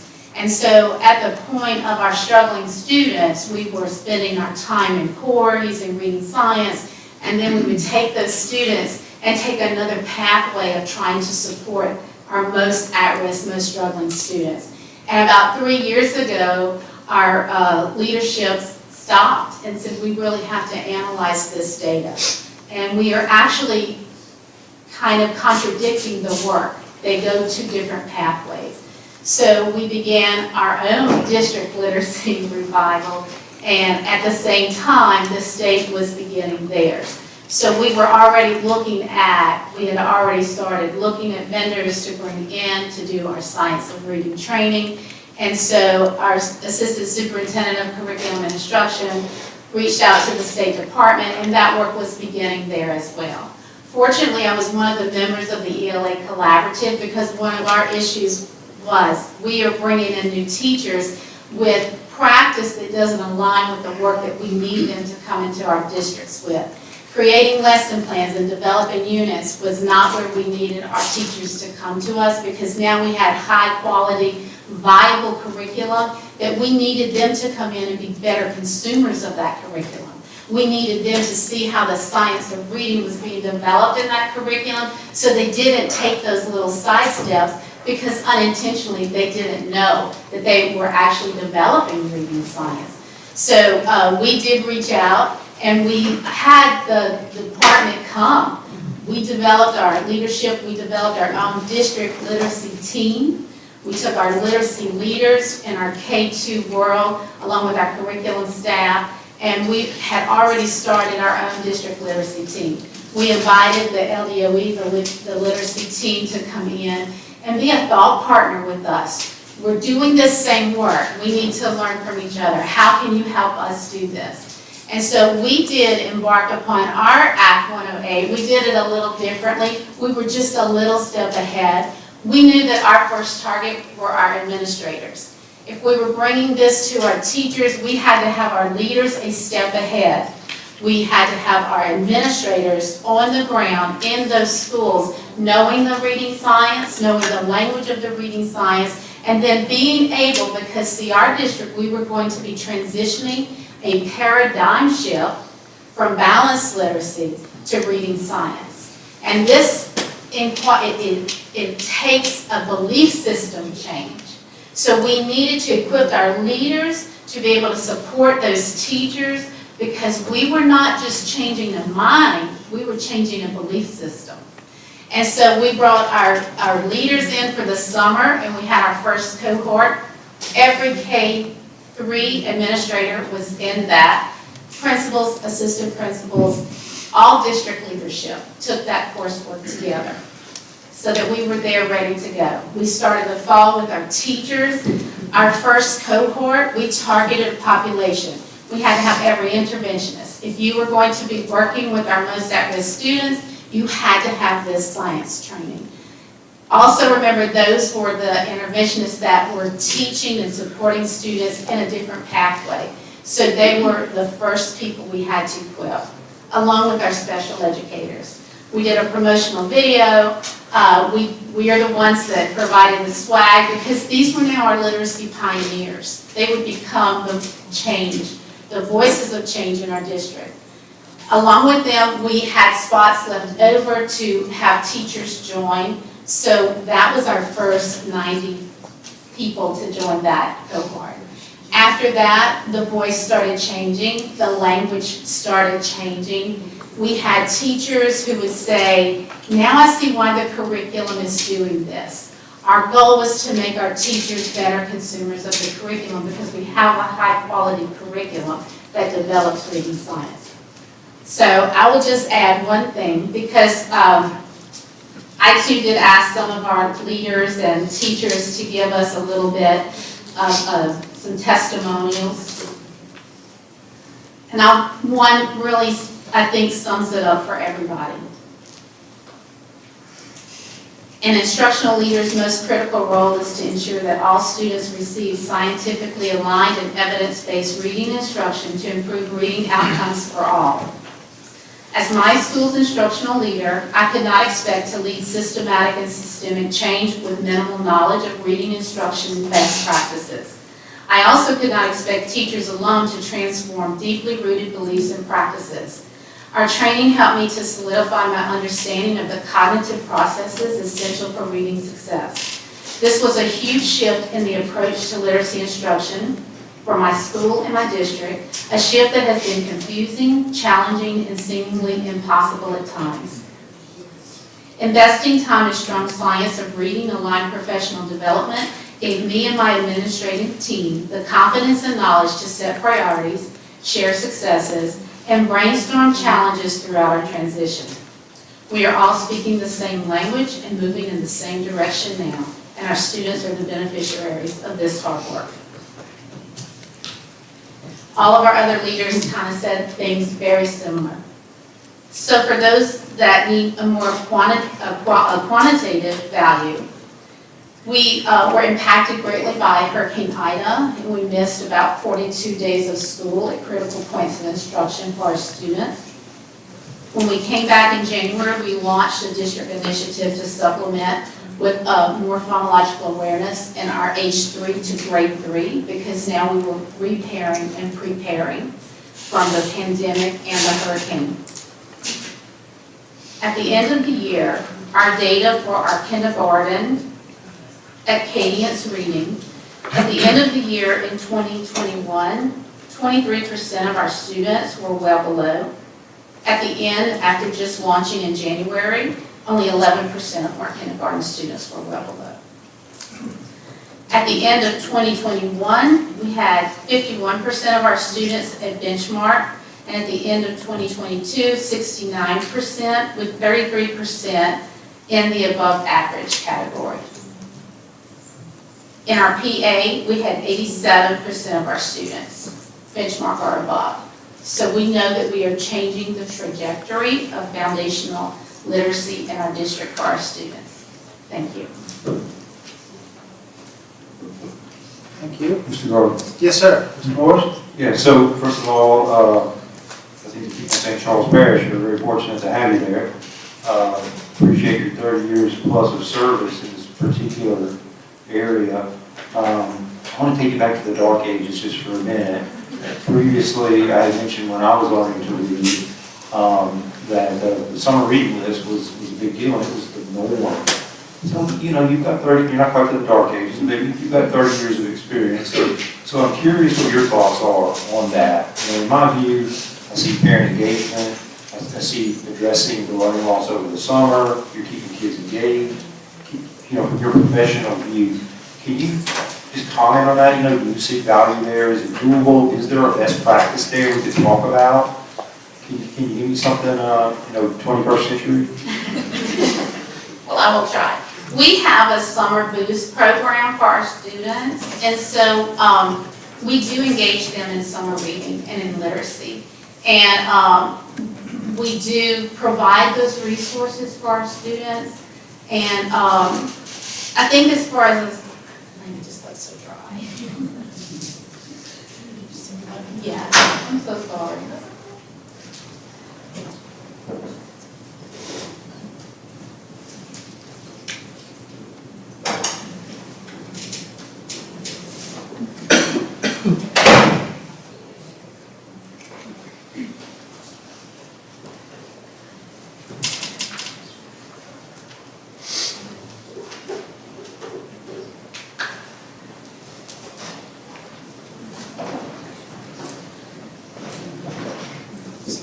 As if you all haven't had to wait long enough, I do apologize.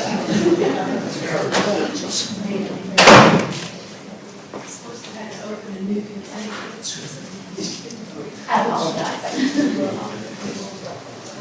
We need a drum roll. Okay, I should have fixed that like a little while ago. I think that, that each district just really has to know their students and the population and what supports them. But we do engage our students in the summer, and we're continuously looking, because what we're trying to avoid in the summer is any slippage with our learning. And what we do know is that the more students read, the better they get at reading. And so we want to provide opportunities for them to read and to read. As someone mentioned, that third grade year. And one thing that we know, a lot of people say the science of reading, that K2 is really the window for foundational learning. However, in our science of reading training, it really is K3. It's by the end of third grade, and that's the way our standards are written. And at this point, because at the end of second grade, we just finished the basic code, and we have just started expanding on advanced code. but children have not had time to practice that and to repeat that practice and put it into place and to become automatized with it. So that third grade year then becomes that place where they get to put it all in place and practice and to extend that code to more advanced phonics. And so if we don't have the curriculum that provides that opportunity for a lot of reading, then they don't get to apply that. So we do need students reading, and especially after that point in time. So basically you're validating the concept of the 21st century, right?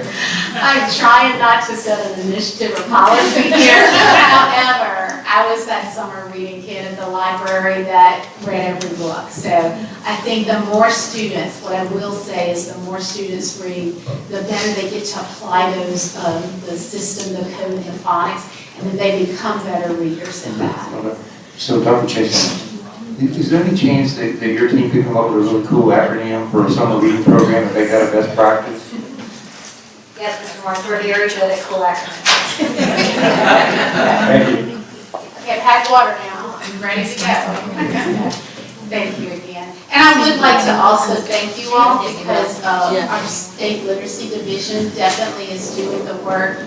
They are partnering with us. Dr. Shaston showed you the word wall, the sound wall, the mouth, right?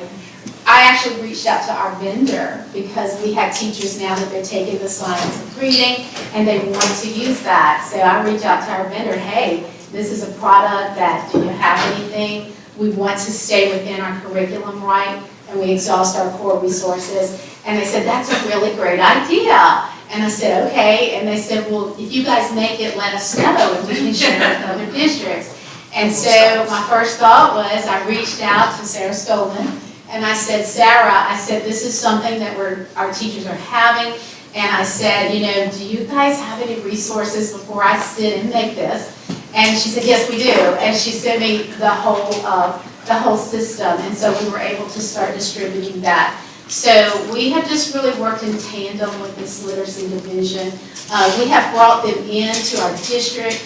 Dr. Chasson talked about the templates for the screener. We started communicating with our parents at 438 this past year. We went ahead and put that into practice. And we brought the team in to do the training for our leaders because we wanted that sense of urgency. We wanted that message to be directly communicated to our leaders. And so they come in and they do that professional support for us. So they have just been partners with us on all things literacy and in our own redesign. And I think the really great place that we are in the state of Louisiana today, my family hits about 6 or 7 of the BESE districts across the state. I have raised 2 educator daughters and they're in different districts in the state. And when we look across the state, that not all districts have the resources to have the vendor come in and do coaching with you or to provide professional support for your teachers. But we're in a place in time where all districts do not have to have that money because what we do have is a literacy division where these ladies can go out to school districts and they can provide that professional development. So if I'm in Winfield, Louisiana, talking to my distant cousin who is in the curriculum department and she's like, Ada, how do you do that? I give her the name and number of the members of this literacy division because they will drive there and they will support those teachers with that. And so when we talk about equitable practices, then we are really starting to provide that for our students across the state because it should not matter your zip code. And so this literacy division is equipped and well able to go out and provide those supports for districts that may not have the funding source. So I appreciate you all because you support the policy that provides that funding to allow this work to continue. Thank you. Any other questions from BESE members? Hearing none, let's continue. All right, thank you, Ms. Weber. And we have one more stakeholder in our lineup for today. One of our education preparation programs partners. We have some representatives here from Louisiana Tech University. We talked a lot about our education preparation partners today and how they are such an essential piece of this puzzle in our reading revival. So I'm happy to have you all here with us today. Well, thank you all very much. I want to first of all take the opportunity to thank you all for your work, your support of the science of reading, but also just your support of the people of Louisiana, students and teachers of Louisiana. So it's an opportunity to do that, so I just want to make sure you understand we are grateful and appreciate that. Also, I wanted to say, when we were first invited to a retreat, I had something different in mind when I went to a retreat. And also acknowledging it's been a long day, we'll keep our comments brief. Okay? So, I want to say, the comments that you've made, the presentation you've made, Heather Rooks, Senator Mills, the folks have spoken eloquently about the science of reading and the necessity for it. And so I think we'll just leave that at that. So, but I want to say that we were first contacted by your Hampton teams that was delighted working with you all about the possibility of managing this project with some other high-quality educational providers from across the state. I mean, we have a great deal of expertise in the state of Louisiana, and we can implement and also to utilize, and so we're grateful for that opportunity.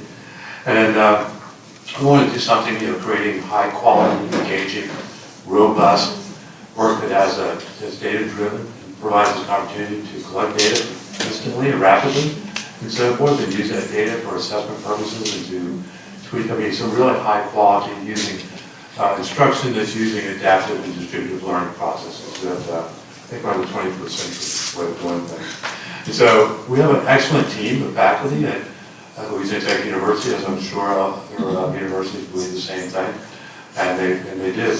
We're known nationally for that and so forth, and one of the reasons we're known nationally for that is because of the person sitting to my left, that's Dr. Carlos Cummins, who's an international expert in these particular areas and so forth. So with that, I'll turn it over to her to say hello, and then if you have any questions for us about anything dealing with teacher preparation or science of reading or anything else, we'd just like to open the floor to that. And thank you all again for allowing us to be here. We really listened to the updates of the other partners in the room, and of course, this is in the very beginning stages of the project where we just began conversations within the past 3-4 weeks. That we're not here to give an update, but just to say that how excited we are, how appreciative we are of being given the opportunity to work with the State Department, because this is a very important project. That we know it's important that all of our teachers have the opportunity to stay as current as possible on the best way to teach children how to read. And for years, our teachers have become very knowledgeable about what to teach. Ever since the National Reading Panel identified those 5 essential elements, everything our school districts have done, our state departments have done, have been centered around those areas. And our teachers are very knowledgeable on what needs to be taught, the skills that need to be taught. But now we need to merge that with the best way to teach that. And we now have a much better understanding of how the brain functions when it is learning to listen to sounds, when it is learning how to connect letters to sounds. So that's what I think this project can do, is provide us with an opportunity to help our teachers, whether they're pre-service teachers in their teacher prep programs, or our experienced teachers out in the field, whether they have a couple of years or 20 years under their belt, to be able to be as knowledgeable on what to teach as how to teach it in those very structured literacy practices that we now know about with the science of reading. So we don't really know exactly how this project's going to look. We're all excited about that, but I will say that I have been taking notes and listening to the comments about the number of hours that our teachers are already involved in this with our vendors, and the fact that we need to take heed of that and try to figure out how to provide them with this very content-rich information, but in a very interactive way. So we're kind of here to ask you, what do you think? What are your thoughts about that project, and how can we best meet those needs? Just a reminder that the project, our representatives from LA Tech are talking about, because I know we've been over a lot of initiatives and projects today. Go back on the slide talking about we named Louisiana Tech University as our partner in our work to build our own Louisiana Science of Reading training. So that training that we talked about earlier, that is going to be free access to our educators. A lot of times I think this will be used by maybe our educator preparation programs will be able to utilize some of these resources. And this would be the training that educators would use maybe if they're coming in from another state, so they haven't received the vendor-led training. They are our partners in developing our own science of reading training for us as a state. Thank you for that. And also, I apologize for my oversight. It said on the screen that we were Louisiana Tech University, but it didn't say our names. So my name is Don Schillinger. I serve as the Dean of the College of Education at Louisiana Tech University. And then Horace Cummins, I'm a professor in our literacy department.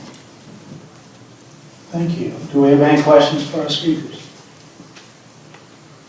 Seeing none, let's continue. And that concludes my presentation for today. My goodness. Okay.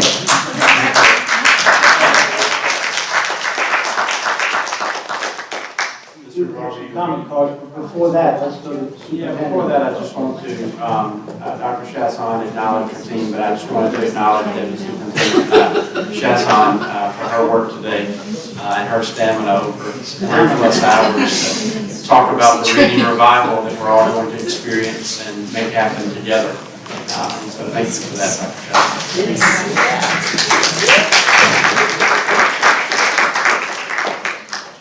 Okay, we have 3 comment cards. Can we have DeJune Jackson come down, please, and Danielle Fontenot? Speaking of partners, you're a partner. I think we've officially crossed the evening.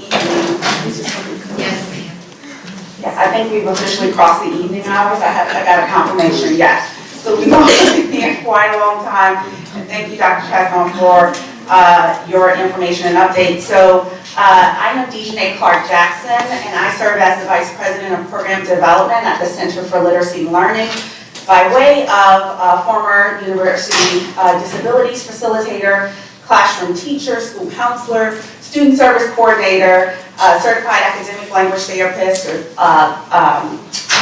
dyslexia therapist, as we have in our state, and then only one of 3 certified, AET certified credentialed educational therapists in our state, and a very, very proud bulldog, and Go Dogs at Louisiana Tech, so I was really glad to see them here. Over the last 2 years, the center has worked very diligently with educators across our state and in partnership with the LDOE, and we are pleased to be here to share our work and the impact that we've had on our state. But before I get into our work, just to give you guys a background about the center, founded in 1992, the Center for Literacy and Learning's mission is to advance literacy and learning through evidence-based practices in the classroom, home, and community. For 30 years, the center has served educators providing high-quality professional opportunities. With a focus on school readiness and early literacy, the organization has expanded its outreach to include child care centers, public, private, and charter schools, and parents of children birth to 8 years old. The center continues to expand its adolescent and family literacy supports.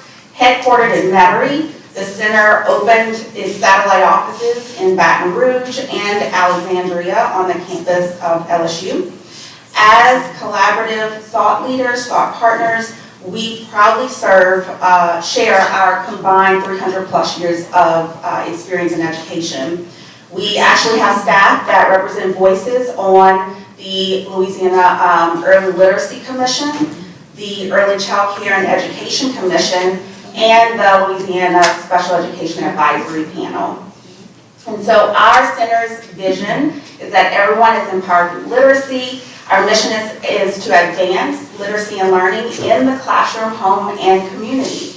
And as an organization, we see the value in each of these entities as collective contributors to the learning process of children. So in order to make a difference, we must meet children where they are, in the classroom, in their homes, and in their communities.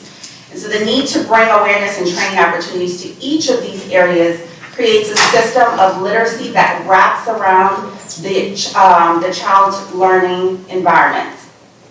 And so to give you some information about our impact, that we've had through our collaborative partnerships across the state. We have trained tens of thousands of educators across numerous states and countries in evidence-based teaching practices. The center currently runs 9 programs in the areas of professional development, family and community engagement, and advocacy, including a BESE-approved early childhood ancillary certificate program for early childhood teachers across 76 child care centers since inception. One of our most notable programs is Plain Talk About Literacy and Learning Institute. Our annual conference is heralded as the nation's premier literacy conference, attracting leading experts in the field of literacy and learning from across the world. Our 2022 Institute brought 1,800 attendees from 47 states and territories to New Orleans. Through our partnership with the State Department, we were able to bring this caliber of learning to educators in our own backyard, increasing attendance of Louisiana educators from less than 1% across the years to last year being approximately 44% of our attendance. Lit Academy, which is our program that we launched here as well, our literacy specialists worked with educators in schools across Louisiana to improve the reading level of our students through an intensive 2-day learning event that provides an application-based workshop for schools and district literacy teams. This summer, we supported 80 educators in Bossier City, Franklin Parish, Lafayette Parish, Madison Parish, Monroe City, and redesigned schools. And so when we talk about training on the science of reading, we know that training and professional development only takes our teachers so far. Continuing to support them in the work after the training is completed is absolutely necessary. Then our program, Louisiana Reads, seeks to bridge the gap between classroom instruction and at-home learning, which you've talked about today. We do that through book distribution and parent education, which is one of the programs that was passed this legislative session that we had already done that work across our state. Through this initiative, we distributed in the last year and a half approximately 3,000 books, reaching over 1,500 families, mainly in the Baton Rouge and New Orleans areas, as we are a nonprofit that's supported through philanthropic endeavors. So those are where our partners are in that program. And then finally, our Literacy Coach program, which will be shared in depth here today. In 2021, the center partnered with the State Department to provide literacy specialists that you heard shared today to support schools and school systems across the state. The center's regional literacy specialists supported 64 LEAs in 262 schools and 184 literacy coaches. And we serve students in pre-K through 12th grade at those grade levels. Moving into the 2022 school year, we will continue our support with some of those school districts as the state launched an RFA that was shared today, soliciting vendors to fulfill similar roles. As the proud only Louisiana nonprofit vendor with a sole focus on literacy, we look forward to direct school district partnership to improve literacy in Louisiana. So with that, I will turn it over to my colleague Danielle Fontenot, our Literacy Coach Program Director, who will briefly expound on the outcomes and our work within that program across the state. And I just again thank you for your time and stamina with hanging with us today. Ms. Fontenot, we usually have a time limit on speaking, and it's 3 minutes for individuals, 5 minutes for a group. We've extended it extensively for your partner there. So if you could be succinct. Yes, ma'am. Thank you. Yes, sir. I will. Thank you. Good evening, Dr. Brumley and the board members for this opportunity. As Dejanay mentioned, I'm Danielle Fontenot, the Literacy Coach Program Director. I had the pleasure of working with this amazing rockstar team and 15 regional literacy specialists around the state. Most proud that throughout the year, my regional literacy specialists were able to meet the needs of the school systems and literacy coaches. They spent over 2,000 hours. Tried to cut it down and then cut it. They resulted in over 2,000 meetings focused on improving school literacy outcomes. The majority of our work was centered around supporting school-based and system-level literacy coaches in their work to provide support and coaching to teachers and to develop, implement schools and systems literacy plans. The work with the systems literacy plans led to intentional meetings that focused on deep data digs, on benchmark assessments in the beginning of the year, middle of the year, and end of the year. It also helped to develop the intervention to meet the needs of all the students, especially those that are struggling to become proficient readers. And it assisted in the development of meaningful professional growth opportunities for teachers. We know that this new school year, our systems are more cognizant of the importance of their literacy plans. These systems intentionally implemented purposeful steps towards meeting or exceeding literacy goals. We're fortunate to support many of the same systems and literacy coaches in their continuing efforts to implement their literacy plans during the 2022-2023 school year.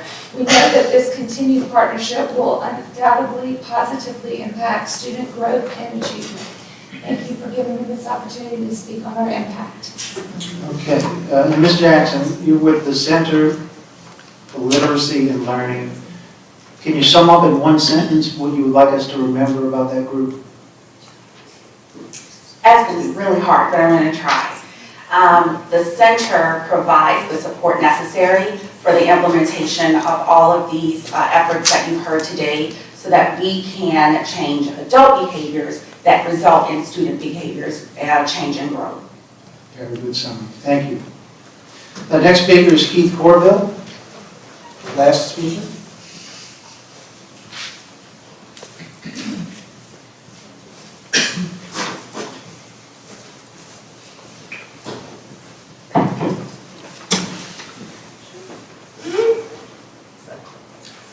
Hey everybody, Dr. Keith, I want to make sure I'm not speaking too loud with my classroom voice, but Dr. Keith Corville, Executive Director of the Associated Professional Educators, Louisiana. And as I say, life is short, so I'm always here to spread joy and encouragement, and thanks. And I wanted to first start off by thanking and encouraging State Superintendent Cade Brumman, because without him, everything we've talked about today simply wouldn't exist. I think it was monumental for him to build his team of literacy, starting with Dr. Jenna Chasson, who has been phenomenal. Both of them and their leadership since day one in the department has been focused on literacy, and I can attest to that because in the first week, I believe it was her first week on the job, I met Dr. Chasson, and the first thing we talked about was literacy. And let me tell you, they built a phenomenal team. Dr. Bieber, Dr. Holiday LaBeouf, Dr. Early, the work they're doing is instrumental, and I really encourage you all as BESE members to continue your support for it as they continue marching towards the success in 2027. That being said, I'm not going to stand up here and talk a lot about our programs. We are doing work with the department in K-2 content literacy and Act 108. There's no reason for me to talk about that because Heather Brooks of Claiborne Parish went on a lot about our program in Claiborne Parish, and I'm not going to be able to top what she said. That being said, to Mr. Melloran's comments and questions, I can't speak for the other vendors, but I do know that for ourselves, as of yesterday, we have trained 2,779 educators across the state, which I believe is a significant sum of educators. And like Ms. Brooks said in her letter, it is mind-changing. It helps alter the way that we've learned it 10, 20 years ago to be science-based, to really have an impact on children. And I can't wait till we see the scores in 2027, y'all, because right now people are talking about Mississippi, but you give it a few years, they'll be talking about Louisiana. So stay the course. God bless. Y'all keep up the great work. Thank you. Do we have any comments or questions from BESE members?